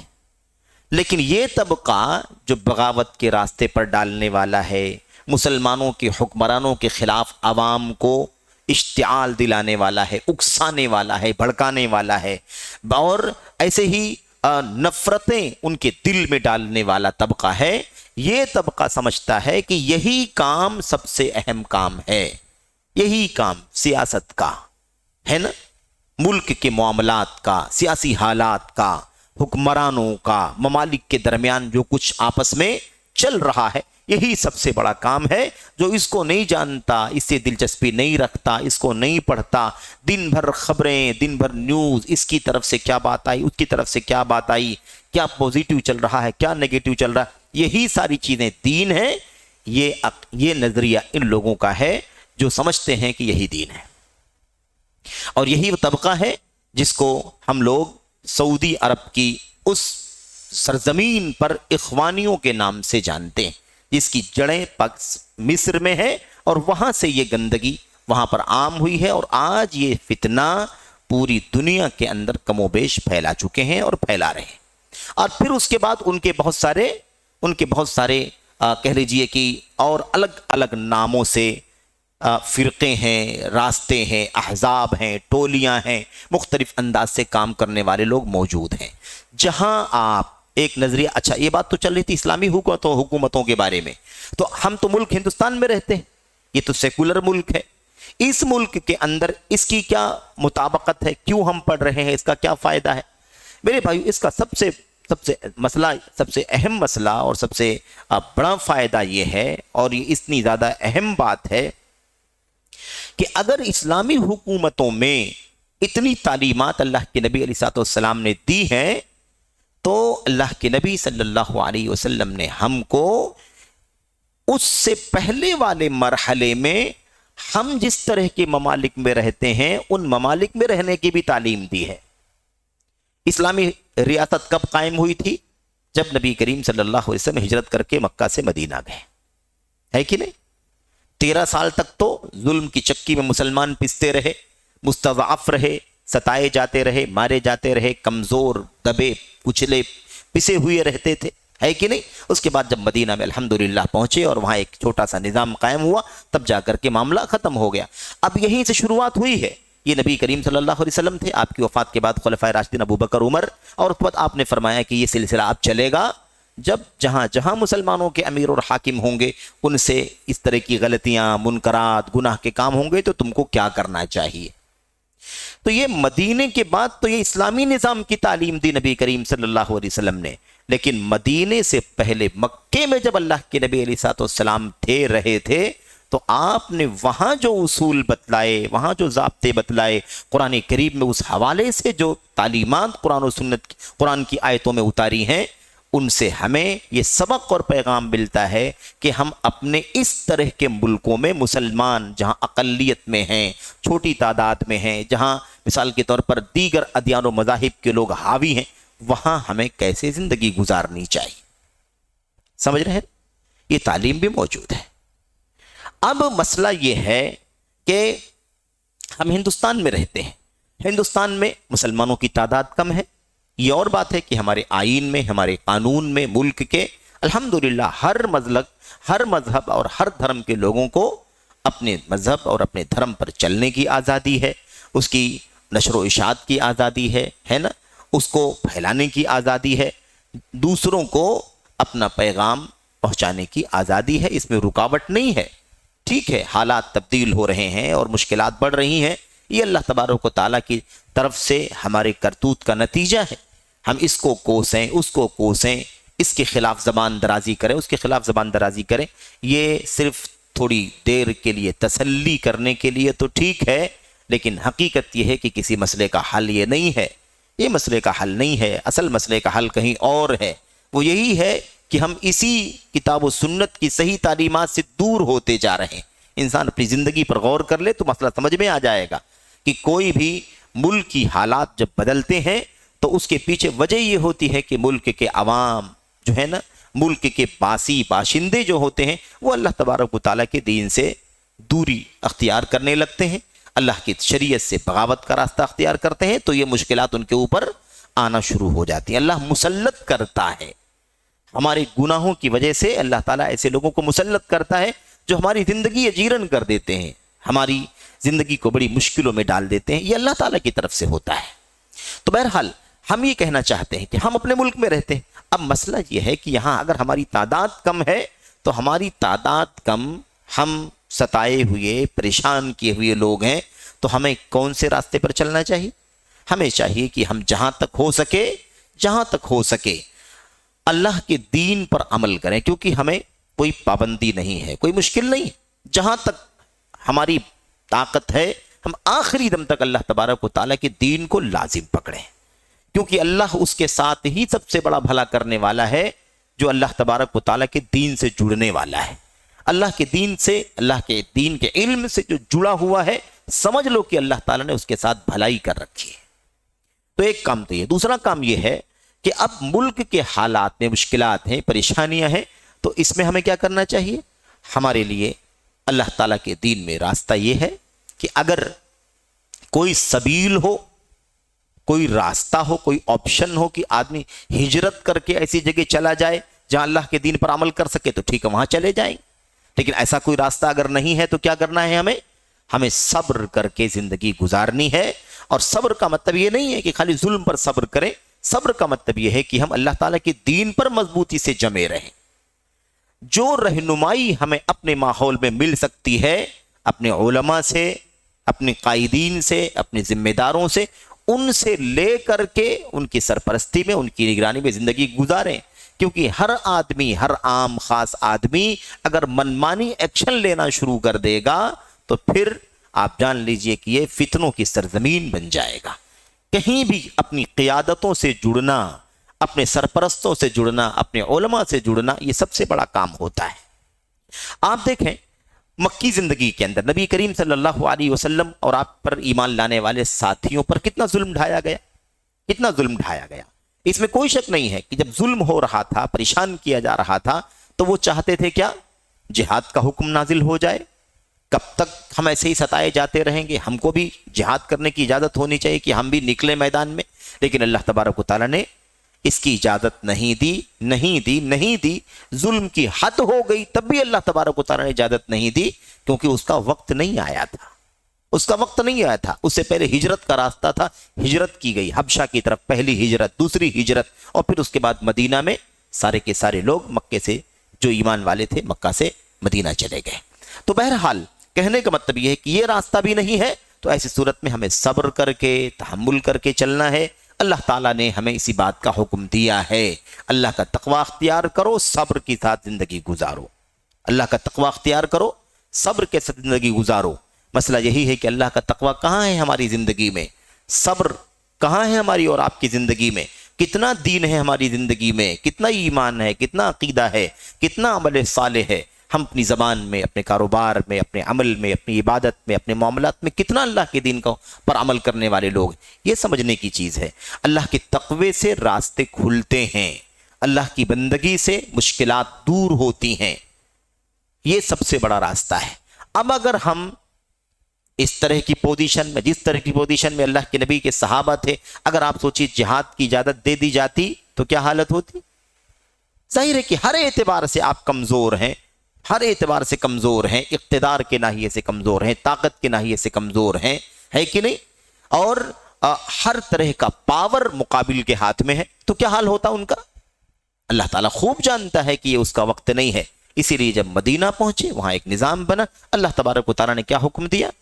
اذن للذین یقاتلون بانہم ظلموا، جن پر ظلم ہو رہا ہے انہیں اجازت دی جا رہی ہے کہ وہ کیا کریں؟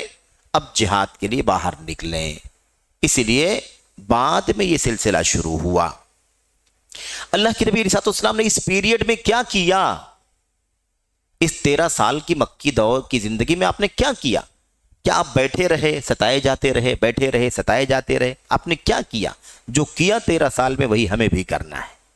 اللہ کے دین پر جتنا ممکن ہو اللہ کے دین پر مضبوطی کے ساتھ قائم رہنا۔ آپ کو یاد ہے نا، چھپ چھپ کے دار ارقم میں نمازیں پڑھی جاتی تھیں، ہے نا، چھپ چھپ کے قرآن کی تلاوت ہوتی تھی، چھپ چھپ کر کے دعوت کا کام ہوتا تھا۔ تو کہنے کا مطلب ہے جتنی طاقت ہو ہمیں کرنا۔ الحمدللہ اللہ کا شکر ہے کہ ہم تو ایک ایسے ملک میں ہیں جہاں ہمارے حقوق ہیں قانون کے اندر۔ یہ تو خالی سمجھانے کے لیے بات ہو رہی ہے، اس کا مطلب یہ نہیں کہ وہی معاملہ ہے۔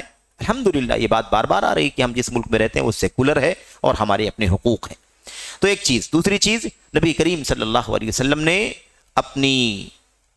اپنے صحابہ کرام کو اللہ کی کتابوں کی آیتوں کو جو اترتی تھی پڑھ کر کے سنانا، اس کی تلاوت کرنا، اس کو سمجھانا، اللہ تعالیٰ کی توحید سے جوڑنا، اللہ کے دین سے جوڑنا، یہ کام بڑی مضبوطی سے کیا۔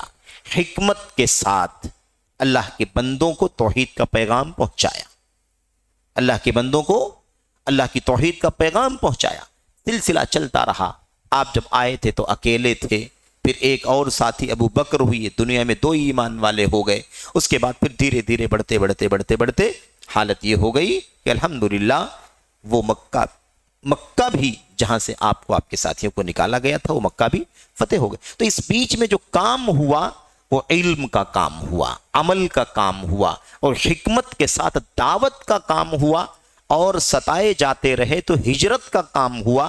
جہاد کا کام پورے پیریڈ میں نہیں ہوا، جہاد کا کام اس وقت ہوا جب ان سارے مرحلوں سے گزر گئے، علم سے، عمل سے، دعوت سے، ہجرت سے، تب اس کے بعد کہاں آیا وقت؟ تب جہاد کا ٹائم آیا۔ اچھا، یہ تو ہو گئی بات۔ اس میں سب سے اہم بات سمجھنے کی ایک یہ بھی ہے کہ یہ جو کام جو ہوئے ہیں، ان کاموں کو اہمیت نہیں دی جاتی ہے۔ علم، عمل، دعوت، ہجرت، اس کی کوئی اہمیت نہیں ہوتی ہے، صرف اور صرف کہاں لے کے جایا جاتا ہے؟ جہاد کرو، جہاد کرو۔ بھئی مار دھاڑ کا نام جہاد نہیں ہے اللہ کے بندو۔ جہاد فتنہ فساد دنگا کرنے کے لیے نہیں آیا ہے، جہاد فتنے کو ختم کرنے کے لیے آیا ہے۔ جہاد کس لیے آیا ہے؟ ظلم کرنے کے لیے نہیں آیا ہے، جہاد ظلم کا خاتمہ کرنے کے لیے آیا ہے، بربریت کو مٹانے کے لیے آیا ہے۔ کیوں جہاد کو بدنام کیا جا رہا ہے؟ اور جہاد سے پہلے یہ سارے کام نہیں ہوں گے تو جہاد نہیں ہوگا، وہ کیا ہوگا؟ وہ جاہلیت کی موت ہوگی جس پر انسان مرے گا۔ توحید کا علم نہیں، توحید پر عمل نہیں، عبادات کی پابندی نہیں، زندگی میں دین نہیں، دعوت نہیں، اور سب سے پہلے آدمی جہاد۔ تو مرے گا تو کس پر مرے گا؟ وہ اس کے ایمان کا بھروسہ نہیں، اس کے عقیدے کا بھروسہ نہیں، اس کی عبادت کا کوئی عطا پتہ نہیں۔ تو یہ سب سے خطرناک راستہ ہے جس پر لے جایا جاتا ہے۔ ہم جس حالات سے گزر رہے ہیں، ہماری ان حالات کا بھی یہی حل ہے کہ ہم جہاں تک ہو سکے فتنے بڑھیں، مشکلات بڑھیں، اتنا ہی ہم اپنے اللہ کے دین پر مضبوطی کے ساتھ قائم ہو جائیں، اور علم حاصل کریں، اور زیادہ اللہ کے دین کی پابندی کریں، اور نماز کی پابندی، اور زیادہ سچائی، اور زیادہ معاملات میں اچھائی۔ یہی مسئلے کا حل، یاد رکھو۔ اللہ کو ناراض کر کے کوئی ہمارے مسئلے کا حل نہیں ہو سکتا ہے۔ ان فتنوں میں ہمیں اپنے دین پر اور مضبوطی سے لگنا ہے، اپنے علماء کی سرپرستی میں رہنا ہے، اپنے ذمہ داروں کے ساتھ جڑے رہنا ہے۔ صحابہ کرام پر ظلم ہوتا تھا، صحابہ کرام کہاں جاتے تھے؟ خود ایکشن لیتے تھے؟ نہیں، اللہ کے نبی کے پاس روتے دھوتے، اللہ کے نبی بتائیے یہ ہو گیا، اللہ کے نبی بتائیے ہمارے ساتھ ایسا ہو گیا، وہ فلاں کے ساتھ ایسا کیا گیا، فلاں کے ساتھ ایسا کیا گیا۔ نبی کریم صلی اللہ علیہ وسلم کیا تعلیم دیتے تھے؟ آپ تعلیم دیتے تھے کہ اتنا جلدی شکوے شکایت کر کے اپنی بے صبری کا ثبوت نہ دو۔ اس ایمان اور توحید کے نتیجے میں پچھلی امتوں کو تو بہت ظلم کا سامنا کرنا پڑا ہے، ابھی تو وہ چھوٹی چھوٹی مثالیں بھی تمہارے سامنے نہیں آئی ہیں۔ یہ امت تو سب سے زیادہ فضیلت والی امت ہے، تو اگر پچھلی امتوں پر توحید اور ایمان کی وجہ سے ظلم ڈھایا گیا تو یہ امت تو اور زیادہ فضیلت والی ہے، اس کو تو توحید اور سنت کی وجہ سے، اللہ کے دین پر چلنے کی وجہ سے اور بڑی بڑی مشکلات کا سامنا کرنا پڑے گا۔ ابھی تو وہ سب ہوا ہی نہیں تمہارے ساتھ میں، تم اتنی جلدی مچا رہے ہو۔ یاد رکھو، اللہ کے دین پر قائم رہو۔ وہ دن دور نہیں ہے کہ جب تم یہاں سے لے کر کے صنعاء تک کا سفر کرو گے، صنعاء تک کا سفر کرو گے، سواری پر، ایک اونٹنی پر ایک خاتون بیٹھ کر کے جائے گی یا ایک مرد بیٹھ کر کے جائے گا، بالکل امن کے ساتھ، سکون کے ساتھ، اسے کسی کا ڈر نہیں ہوگا کہ دشمن حملہ نہ کر دے، دشمن مار دھاڑ نہ کرے، دشمن ہمیں ستائے نہیں، کوئی ڈر نہیں ہوگا۔ اگر ڈر ہوگا تو کس کا ہوگا؟ صرف اور صرف اللہ تبارک و تعالیٰ کا ڈر ہوگا۔ یا آدمی کو ڈر لگے گا تو یہ ڈر لگے گا کہ میری بکریوں پر کوئی بھیڑیا حملہ نہ کر دے، اس کے سوا کسی اور چیز کا ڈر نہیں ہوگا۔ تو اس امید کے ساتھ اللہ کے دین پر چلنا، مضبوطی سے قائم رہنا ہی مسئلے کا حل ہے۔ سمجھ رہے ہیں؟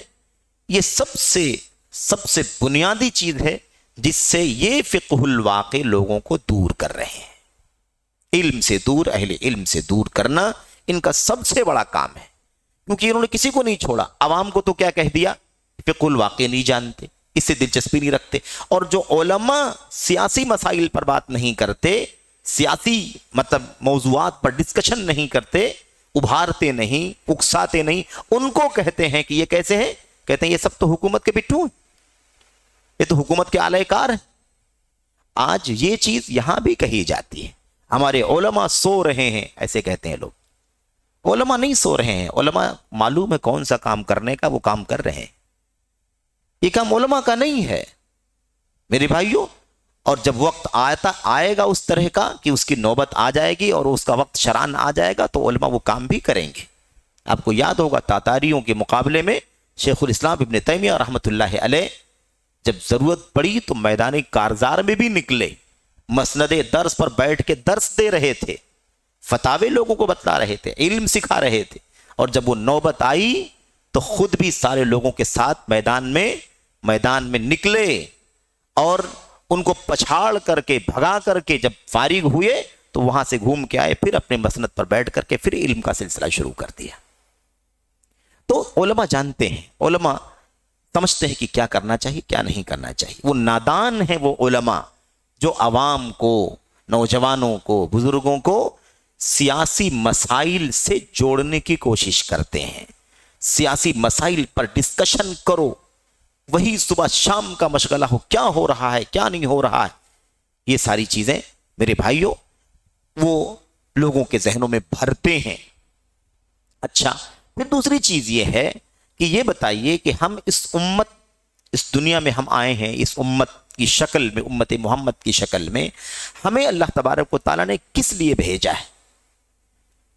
کس سوچ کے ساتھ ہمیں زندگی گزارنی ہے؟ کس نظریے کے ساتھ زندگی گزارنی ہے؟ ہم خیر امت ہیں کہ نہیں ہے؟ ہم خیر امت ہیں، اور ہم دنیا میں ہر طبقے کے لیے خیر کا باعث ہے، جانوروں کے لیے بھی خیر کا باعث ہے۔ انسان تو انسان، ہم جانوروں کے لیے، حیوانات کے لیے بھی خیر کا باعث ہیں۔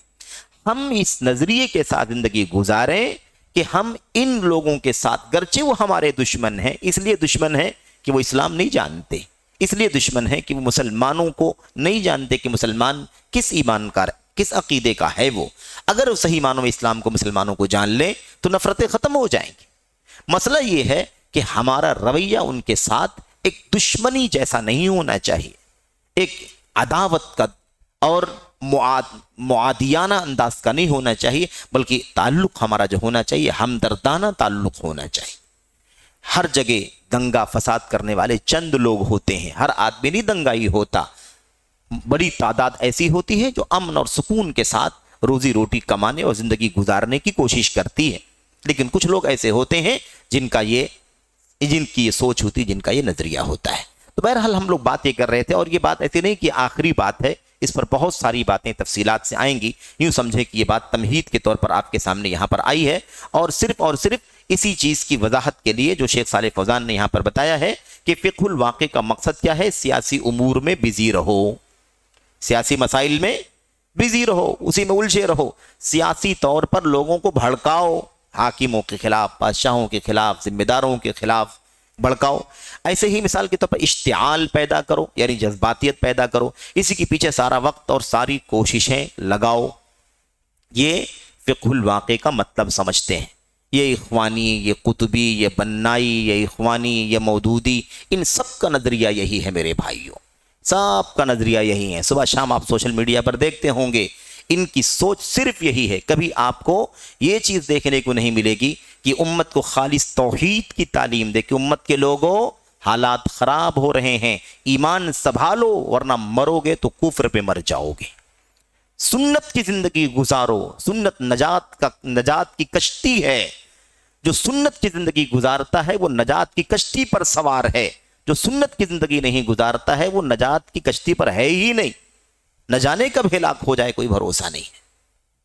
یہ تعلیم آپ کو نہیں دیتے ہوئے ملیں گے کوئی بھی طبقہ جس کا میں نام آپ کے سامنے لے رہا ہوں، یہ سارے کے سارے فرقے آپ کو کبھی توحید خالص اور سنت صحیحہ کی دعوت دیتے ہوئے نہیں ملیں گے۔ ان کے ہاں خود نہیں ہے، ان کے ہاں لٹریچر نہیں توحید پر، سنت پر، کتابیں نہیں ان کے پاس، ان کی دروس میں، ان کے پروگراموں میں کوئی تذکرہ نہیں، ان کے ہاں کبھی کوئی اس کی اہمیت نہیں سنت کی، عقیدہ توحید۔ میرے بھائیو کب یہ دعوت دیں گے؟ یہ سب سے بڑا مسئلہ ہے۔ وہی خیر خواہ ہے، وہی سب سے بہتر راستے پر ہے دنیا میں، جو اللہ کی توحید سے ہمیشہ امت کو جوڑے، اللہ کے نبی کی سنت سے، اللہ کے دین سے جوڑنے کی ہمیشہ کوشش کرے۔ یہی وہ راستہ ہے، یہی وہ مشن ہے۔ اس مشن پر چلنے والا ہمیشہ امت کا سب سے خیر کا طبقہ ہے۔ اب آگے کہتے ہیں شیخ صالح فوزان، کہتے ہیں رہا شرعی مسئلہ، یعنی یہ سیاست کے مسائل کو فقہ الواقع سمجھتے ہیں، لیکن رہا شرعی مسئلہ اور شرعی احکام کی فقہ، شرعی احکام کی فقہ یعنی شریعت کے مسائل، اب علماء جب بیٹھتے ہیں سعودی عرب میں خاص طور پر تو وہ مثال کے طور پر شرح کر رہے ہیں، بلوغ المرام کی شرح چل رہی ہے مثال کے طور پر، یا دلیل الطالبین کی شرح چل رہی ہے، یا مثال کے اجرومیہ کی شرح چل رہی ہے، یا عمدۃ الاحکام کی شرح چل رہی ہے، کتاب التوحید کی شرح چل رہی ہے، یہی سب ہوتا ہے نا وہاں، عقیدہ، فقہ، مسائل، احکام، اس کی شرح چل رہی ہے۔ اس کو کیا کہتے ہیں؟ کہتے ہیں کہ اس کی برائی کرتے ہیں، یہ فقہ الواقع والے اس کی برائی کرتے ہیں، عیب جوئی کرتے ہیں، اسے جزویات کی فقہ کہتے ہیں۔ عجیب و غریب مسئلہ ہے، یہ دین اصل ہے تو اس دین کی فقہ کو جزوی کہتے ہیں، یہ سیکنڈری چیز ہے، یہ تو چھوٹا سا پارٹ ہے۔ اصل فقہ کون سی ان کے یہاں؟ یہ سیاست، یہ پولیٹکس، یہ دنگا، یہ فساد، یہ سب سے بڑی فقہ ہے ان کے یہاں۔ یہ نظریہ وہ عام کرتے ہیں، اور کیا کہتے ہیں؟ کہتے ہیں یہ تو حیض و نفاس کی فقہ ہے۔ کس کی فقہ ہے یہ؟ حیض و نفاس کی۔ یعنی آپ سوچئے جو مسائل اللہ کے کلام کے اندر اترے ہیں، یسألونک عن المحیض قل هو اذن فاعتزلوا النساء فی المحیض، ہے کہ نہیں؟ ولا تقربوهن حتى يطهرن الى آخر الآیہ، یعنی جن مسائل کو، پاکی کے مسائل جن پر عبادات کا دار و مدار ہے، جن پر احکام کا دار و مدار ہے، مسائل کا دار و مدار ہے، شریعت کے بہت سارے احکام جڑے ہوئے ہیں، ان مسائل کو اگر سمجھایا جاتا ہے، بتایا جاتا ہے فقہ کی کتابوں میں، تو اس کو کیا کہتے ہیں؟ یہ تو حیض و نفاس کی فقہ۔ حیض و نفاس کے علماء ہیں، شیخ بن باز کو کوئی کہتا ہے حیض و نفاس کے علماء ہیں، علامہ البانی کو کوئی کہتا ہے، شیخ بن عثیمین کو، شیخ صالح فوزان کو، لحیدان کو، غدیان کو، مطلق، بہت سارے علماء، خیر ایک لمبی فہرست ہے۔ کیا کہتے ہیں؟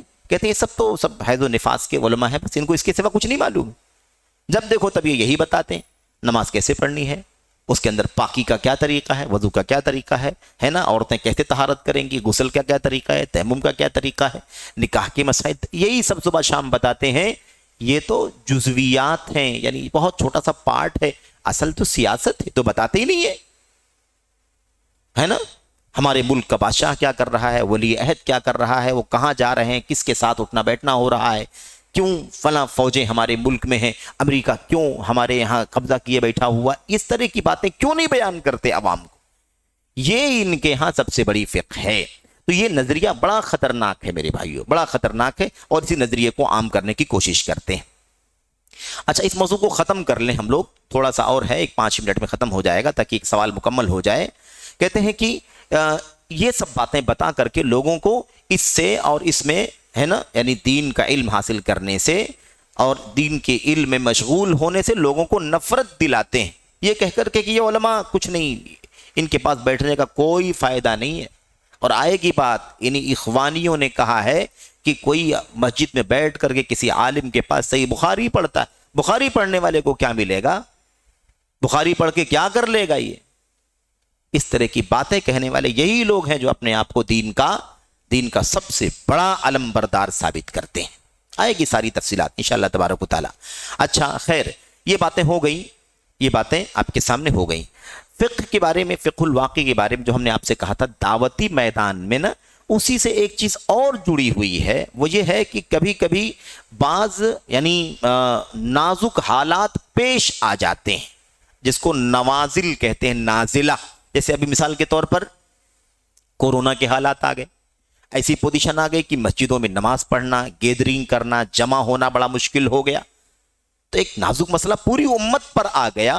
تو اس طرح کے نازک حالات کی فقہ کیا ہے، اس نازک حالات میں امت کو کیسے رہنمائی کریں، نماز مسجد میں پڑھنی ہے نہیں پڑھنی ہے، گھر میں نماز ہو جائے گی کہ نہیں ہوگی، جمعہ پڑھ سکتے ہیں کہ نہیں پڑھ سکتے ہیں، عیدین پڑھ سکتے ہیں کہ نہیں پڑھ سکتے ہیں، اگر اس کے لیے حج کو بند کر دیا جائے تو کیا اس کی اجازت شریعت میں ہے کہ نہیں، یہ نازک حالات میں کیا موقف رہے گا، یہ بھی کیا ہے، اسی فقہ الواقع کا، دعوت کا ہی ایک حصہ ہے، یہ شامل کر لیجئے اسی کے اندر۔ خیر، یہ ساری باتیں ہو گئیں، اب اس کے آئیے ایک بات کہہ کر کے میں بات ختم کروں گا اس کو، وہ یہ ہے کہ جو لوگ فقہ الواقع کی بات کر رہے ہیں ان کا مقصد لوگوں کا سیاسی امور میں مشغول ہونا، سیاسی امور میں مشغول ہونا، حکمرانوں پر تنقید کرنا، فتنے اور افراتفری کی آگ بھڑکانا، امن و سلامتی کی بنیادوں کو ہلانا، امن و سلامتی کی بنیادوں کو ہلانا۔ ہے نا. لوگ جانتے ہیں, میں پچھلی باتوں پر تبصرہ نہیں کرنا چاہتا, کہ سعودی عرب جیسے ملک میں جو کچھ دنگا اور فساد ہوا ہے نا, بم دھماکے وغیرہ چند سالوں پہلے کیے گئے, آپ سوچئے امن کا شہر ہے, کبھی کسی کو اپنی جان کا خوف نہیں, اپنی مال کا خوف نہیں, اپنی آبرو کا خوف نہیں ہے. آپ دن ہو رات ہو کسی بھی وقت آپ آسانی کے ساتھ جائیے, آپ کو کوئی خوف نہیں. وہاں پر ایسے حالات کر دیے کہ لوگ اپنی جان کے بارے میں فکر مند ہونے لگے. کیا کریں, کوئی حملہ نہ ہو جائے, کوئی خطرہ نہ ہو جائے. معصوم بچے عورتیں اپنے گھروں کے اندر امن کے ساتھ سو رہے ہیں, لوگوں نے بلاسٹ کر کے نہ جانے کتنی معصوموں کی جان لے لی. یہ سب یہی نظریہ, اسی نظریے کے پیچھے یہ چیز تھی کہ ایسے دنگے اور فساد کریں گے تب ان لوگوں کے خلاف ہم کامیاب ہو سکیں گے, حکمرانوں کے خلاف. یہ طریقہ ان لوگوں نے اختیار کیا تھا. خیر, یہ ہے فقہ الواقع کا مطلب ان کے یہاں, اور یہ کہہ کر کے لوگوں کو شبہے میں ڈالتے ہیں, یہ کنفیوژن میں ڈالتے ہیں کہ فقہ الواقع کا معنی وہ نہیں ہے جو تم سمجھتے ہو, یہ ہے. حالانکہ حقیقت میں اس کا فقہ الواقع سے کوئی تعلق نہیں ہے.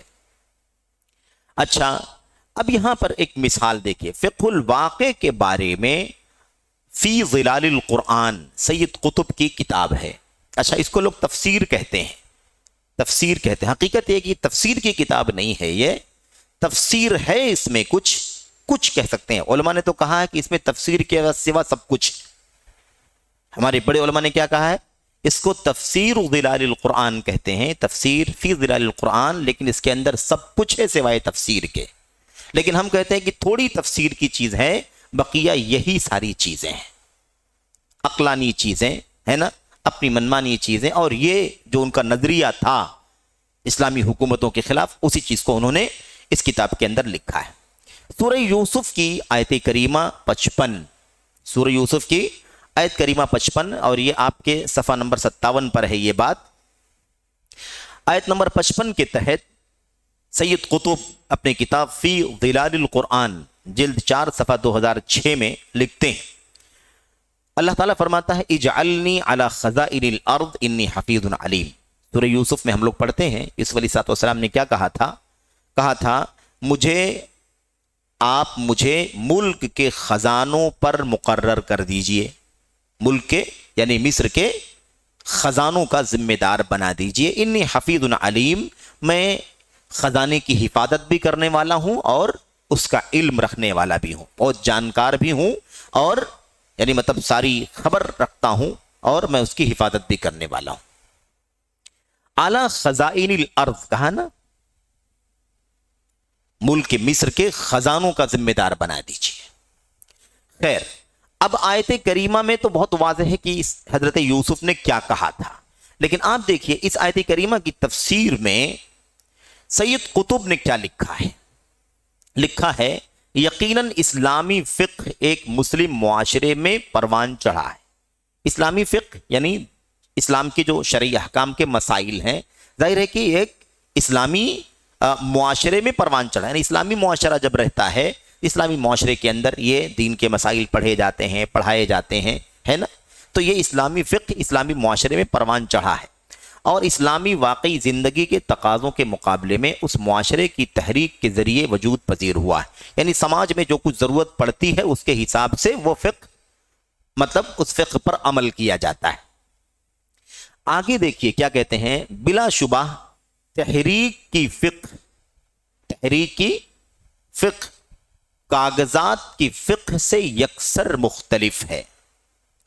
اب جو قرآن کی آیتیں ہیں, اللہ کے نبی کی حدیثیں ہیں, جو کتابیں ہیں دین کی شریعت کی, اس کو کیا کہہ رہا ہے, کاغذات کی فقہ. یعنی یہ فقہ کاغذات میں لکھی ہوئی ہے, کاغذات کی فقہ سے کچھ نہیں ہوگا, تحریک کی فقہ ہونی چاہیے. تحریک کی فقہ الگ ہے اور کاغذات کی فقہ الگ ہے. کاغذات کی فقہ سے وہ مسئلے حل نہیں ہو سکتے. یعنی پڑھنے پڑھانے کتاب یہ وہ جو فقہی مسائل پڑھتے ہیں, اس فقہ سے کچھ بننے بگڑنے والا نہیں ہے. تحریک کی فقہ چاہیے. تحریک تو معنی سب جانتے ہیں نا, تحریک کی فقہ یہ تحریک کی فقہ اس حال واقعی کا اعتبار کرتی ہے جس میں نصوص اترے ہیں اور احکام ڈھالے گئے ہیں. کیا بتانا چاہتے ہیں, بولنا یہ چاہتے ہیں کہ مسئلے مسائل کے پڑھنے کا معاملہ اسلامی معاشرے کا حصہ ہے, لیکن تحریک والی جو فقہ ہے جس کو فقہ الواقع کہا، یہ سیاست والی فقہ، کہتے ہیں یہ جو چیز ہے یہ جو حالات تھے، جو واقعی حالات تھے، ان واقعی حالات میں جو احکام اترے ہیں اس کا اعتبار ہے. حالات کا اعتبار، معاشرے کا اعتبار نہیں. کس کا اعتبار؟ حالات کا اعتبار، ملکی حالات کا اعتبار ہے. اور مسلم معاشرے کے اندر جو کتابیں پڑھائی جاتی ہیں اس کا اعتبار نہیں. گویا کہ لوگوں کو ابھارا جا رہا ہے کہ تحریک والی فقہ ہونی چاہیے. یہاں بیٹھ کر کے جو پڑھنے پڑھانے کا معاملہ ہے اس سے کوئی مسئلہ حل ہونے والا نہیں ہے. یہ ہے راستہ جو دکھا رہے ہیں سید قطب شہید جس کو کہا جاتا ہے. اور یاد رکھیں یہ پیر نہیں ہے، پیر نہیں ہے، بلکہ کون ہے؟ یہ شاگرد ہے. یہ شاگرد ہیں. ان کے استاد مولانا مودودی ہیں. انہوں نے جو باتیں لکھی ہیں، کہی ہیں، جو سوچ ان کی بنی ہے، یہ استاذ نہیں ہے اس میں کہ ان سے کوئی سیکھے. بعد والے سیکھے ہیں سب، لیکن انہوں نے کہاں سے سیکھا ہے؟ انہوں نے مولانا مودودی سے سیکھا. مولانا مودودی استاذ ہیں ان کے جو بڑے قائدین ہیں ان میں سے مولانا مودودی ہیں. وہ سب چیزیں آئیں گی انشاءاللہ تبارک و تعالیٰ. اچھا، مولانا مودودی کے بارے میں ایک بات آگے لکھی ہوئی اسے بھی آپ سن لیں. یہ دیکھیے، نام لینے سے، شخصیتوں کے نام لینے سے، کتابوں کے نام لینے سے شخصیت سے نفرت مقصد نہیں ہے، کتاب سے نفرت مقصد نہیں ہے. شخصیت میں جو فساد ہے منہج کا اس سے نفرت ہے. کتابوں میں جو منہجی بگاڑ لکھا ہوا ہے اس سے نفرت ہے. شخصی طور پر، ذاتی طور پر کوئی بھی نفرت ہرگز نہیں. اس لیے کوئی اس کا معنی ہرگز نہ نکالے کہ ہمیں کوئی نفرت ہے مولانا مودودی سے، ہمیں کوئی نفرت ہے سید قطب سے. نہیں، ان کی ذات اور شخصیت سے کوئی نفرت نہیں ہے، ان کے اس فاسد منہج سے نفرت ہے. اور فاسد منہج کو بیان کرنا ضروری ہے. اور یہ بھی بات آئے گی کہ یہ بھی سلف کا طریقہ ہے کہ اگر نام لینے کی ضرورت ہو، شخصیتوں کے نام، جماعتوں کے نام، کتابوں کے نام، کیسٹوں کے نام، سائٹوں کے نام، چینلز کے نام، اگر اس کی ضرورت ہو سمجھانے کے لیے، منہج کی فساد کی اصلاح کرنے کے لیے، تو ان ناموں کو نامزد کر کے، نام لے کر کے بیان کرنے میں بھی کوئی حرج نہیں ہے. سلف کے یہاں اس کی بے شمار دلیلیں موجود ہیں. نام لے لے کر کے انہوں نے رد کیا ہے کتابوں پر، نام لے لے کر کے رد کیا ہے شخصیتوں پر. تو مسئلہ شخصیتوں سے کوئی نفرت کا نہیں ہے، بلکہ اصل میں جو فساد ہے شخصیت میں، کتاب میں، فرقے میں، یا ان کے جو بھی ایکٹیویٹیز ہے وہاں جو فساد ہے اس فساد سے نفرت ہے. پھر دوسری بات ہے کہ یہ وہ باتیں ہیں جو بیان کی جا رہی ہے جو خود انہوں نے اپنی کتابوں میں لکھا ہے اور وہ کتابیں مارکیٹ میں بک رہی ہیں. اس کا چلن ہے میرے بھائیوں، تو اسے لوگ پڑھ رہے ہیں، گمراہ ہو رہے ہیں. ہم کیوں اس کی اصلاح نہیں کریں؟ ہم کیوں اس کی رہنمائی لوگوں کو نہیں کریں؟ خیر، مولانا مودودی رحمت اللہ علیہ نے کیا کیا ہے؟ مولانا مودودی صاحب نے اسی آیت کریمہ کے تحت اپنی تفسیر میں، کون سی تفسیر ہے مولانا مودودی کی تفسیر؟ کون سی ہے؟ تفہیم القرآن. تفہیم القرآن جس کی صبح شام مطلب جس کو پڑھتے ہیں، پڑھاتے ہیں لوگ. دیکھیے، اسی جو آیت کریمہ گزری نا سورہ یوسف کی آیت نمبر 55 کی، یوسف علیہ السلام نے کہا کہ مجھے مصر کے خزانوں کا مالک بنا دیجئے، مقرر ذمہ دار بنا دیجئے. اس آیت کی تفسیر میں مولانا مودودی کہتے ہیں یہ محض وزیر مالیات کے منصب کا مطالبہ نہیں تھا. صاحب کہا نا مجھے خزانوں کا ذمہ دار بنا دیجئے، تو بہت واضح ہے کہ کیا کہہ رہے ہیں وہ؟ مجھے مالیات کا ذمہ دار بنا دیجئے. لیکن مولانا مودودی کہتے ہیں کہ یہ محض وزیر مالیات کے منصب کا مطالبہ نہیں تھا، جیسا کہ بعض لوگ سمجھتے ہیں. بعض لوگ سمجھتے ہیں، بھئی پوری امت یہی سمجھتی ہے، اللہ کا کلام وہی ہے، اس کو سب نے یہی سمجھا، اور اللہ کے کلام کی آیت میں ہے اعلی خزائن الارض، سرزمین مصر کے خزانوں پر مجھے ذمہ دار مقرر کر دیجیے، اس کے علاوہ کچھ تو ہے نہیں. کیا ہوا؟ جیسا کہ بعض لوگ سمجھتے ہیں، اور یہ جملہ بڑا خطرناک ہے، کیونکہ عام طور پر لوگ جب یا تو ہے نا حقائق سے مطلب صرف نظر کرنا چاہتے ہیں یا چیزوں کو ہلکا ثابت کرنا چاہتے ہیں تو یہ جملہ استعمال کرتے ہیں. بعض لوگوں کا کہنا ہے، بعض لوگوں کا نہیں کہنا ہے، یہی پوری امت کا قول ہے، اور یہی قرآن کریم کی آیت کریمہ کا منطوق بھی ہے، منصوص بھی ہے. کیا کہا؟ بلکہ یہ ڈکٹیٹر شپ کا مطالبہ تھا. بھائی یوسف علیہ السلام کون ہے؟ اللہ کے نبی ہیں کہ نہیں نبی ہیں؟ اللہ کی نبی، اور کیا کہا جا رہا ہے؟ بلکہ ڈکٹیٹرشپ کا مطالبہ تھا۔ اس کے نتیجے میں سیدنا یوسف علیہ السلام کو جو پوزیشن حاصل ہوئی وہ قریب قریب وہی پوزیشن تھی جو اس وقت اٹلی میں مسولینی کو حاصل ہے۔ آپ سب ان لوگوں کو جانتے ہیں کہ نہیں جانتے؟ اٹلی کی مسولینی کو جانتے ہوں گے، جرمنی کے ہٹلر کو جانتے ہوں گے، ہے کہ نہیں؟ بھائی ہم دنیا کے سب سے اونچے منصب کی بات کر رہے ہیں۔ اللہ کے بندوں میں سب سے اونچا منصب کس کا ہوتا ہے؟ انبیاء علیہ الصلوۃ والسلام کا۔ ہم یوسف کی بات کر رہے ہیں، علیہ الصلوۃ والسلام کی۔ یوسف جن کا پورا خانوادہ نبوت کا خانوادہ ہے۔ یوسف نبی اللہ ابن نبی اللہ ابن نبی اللہ۔ یوسف نبی، ان کے باپ یعقوب نبی، یعقوب کے باپ اسحاق نبی، اسحاق کے باپ ابراہیم نبی۔ نبوت کا خاندان ہے، خاندان ہے پورا۔ اور کیا کہتے ہیں؟ یوسف علیہ الصلوۃ والسلام نے ڈکٹیٹرشپ کا مطالبہ کیا تھا، اور ان کی وہ حیثیت تھی مصر میں جو اٹلی میں مسولینی کو حاصل ہے۔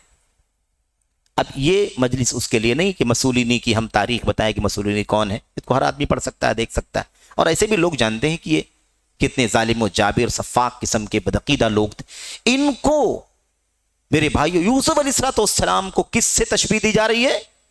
مسولی سے تشبیہ دی جا رہی ہے۔ اب تفہیم القرآن ہے، قرآن کی تفہیم کیسے ہوگی؟ قرآن کی تفہیم ہوگی قرآن کی آیتوں سے، قرآن کی تفہیم ہوگی اللہ کے نبی کی حدیثوں سے، قرآن کی تفسیر ہوگی اللہ کے نبی کے صحابہ کے اقوال سے۔ یہ کس تفسیر کو بیان کیا جا رہا ہے؟ یہ تفسیر کس نے کی؟ کس آیت سے پتہ چلتا ہے؟ کس حدیث سے پتہ چلتا ہے؟ کس صحابی رسول کے قول سے پتہ؟ کون سی تفسیر مجھے بتائیے؟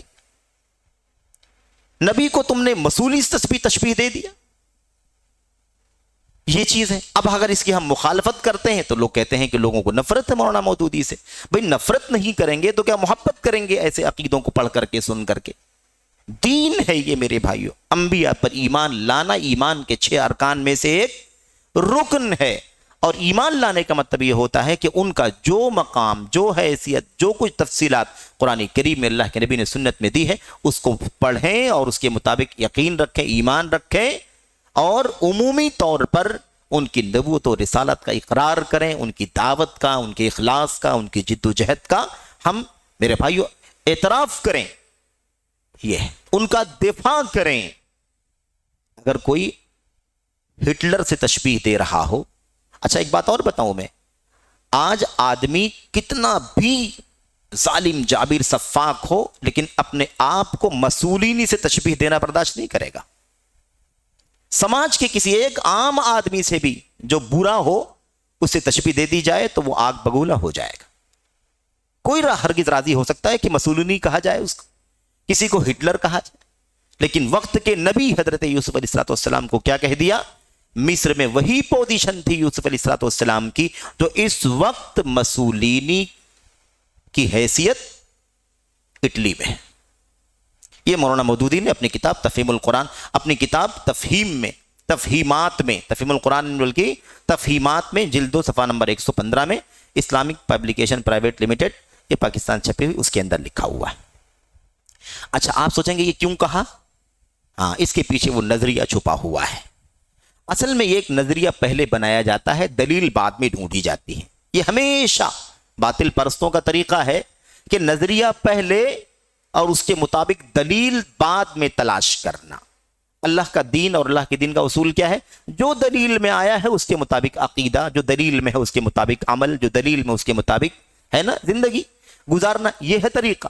لیکن یہ طریقہ باطل پرستوں کا ہمیشہ سے رہا ہے، خاص طور پر عقلانیوں کا جو بہت زیادہ لاجک پر یقین رکھتے ہیں، ان کا سوچنا ہے کہ ہماری لاجک سب سے اوپر ہے، یہ ہم جو کہتے ہیں صحیح ہے، اس کی دلیل کتاب اللہ میں ڈھونڈو، حدیثوں میں ڈھونڈو، اس کو پروف کر کے لوگوں کے سامنے پیش کرو۔ اصل میں نظریہ بنا لیا کہ سب سے بڑا کام حکومت قائم کرنا ہے۔ سب سے بڑا کام کیا کرنا ہے؟ حکومت قائم کرنا ہے۔ حکومت بن جائے، سیاست کی گدی پر بیٹھ جایا جائے، اقتدار حاصل ہو جائے، اس کے بعد دین آئے گا، اس کے بعد نماز، اس کے بعد عقیدہ، اس کے بعد حلال حرام، اس کے بعد ساری چیزیں بعد میں آئیں گی۔ یہ عقیدہ بن، اسی لیے حضرت یوسف علیہ الصلوۃ والسلام کے بارے میں اس آیت کریمہ پر جب پہنچے تو کیا کہہ دیا کہ صرف خزانے پر ذمہ دار مقرر کر دیجئے، یہ مطالبہ نہیں کیا تھا، بلکہ جو حالت مسولینی کی تھی اٹلی میں، وہ منصب کا مطالبہ کیا، یعنی گویا کہ پوری حکومت میرے ہاتھ میں آ جائے۔ یوسف نے کیا کہا تھا، کیا کہنا چاہا تھا علیہ الصلوۃ والسلام نے؟ یہ کہنا چاہتا کہ مجھے پورے مصر کا حاکم بنا دیجیے، میں ایک ڈکٹیٹر کی طرح سے پورے مصر پر حاوی رہوں، قابض رہوں، جیسی میری مرضی ہو ویسے کروں۔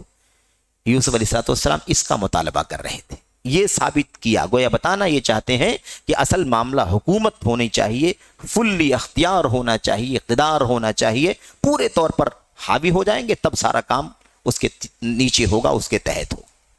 یہ ہے، اور یہ ایک چھوٹی سی مثال ہے، ایسی 2500 مثالیں آپ کو اس حوالے سے آئیں گی، اور اسماء و صفات کا باب اور آیتوں کے معنی میں تحریف، منمانی، اس کی تو مثالیں سینکڑوں سے بھی اوپر ہیں۔ میرے بھائیوں، میرے دوستوں، عزیزوں، بس اللہ سے دعا کریں کہ اللہ تبارک و تعالی ہمیں اور آپ کو فقہ الواقع کا صحیح معنی کیا ہے سمجھنے کی توفیق عطا فرمائے۔ فقہ الواقع کیا چیز ہے، کتاب اللہ میں، سنت میں فقہ الواقع کسے کہتے ہیں، اور فقہ الواقع ان کے یہاں کس معنی میں ہے، اس کا فرق سمجھنے کی توفیق عطا فرمائے۔ اللہ تعالی ہمیں اس کی توفیق بخشے، آمین رب العالمین۔ وصلی اللہ وسلم وبارک علی نبینا محمد وعلی آلہ وصحبہ اجمعین۔ والسلام علیکم ورحمۃ اللہ وبرکاتہ۔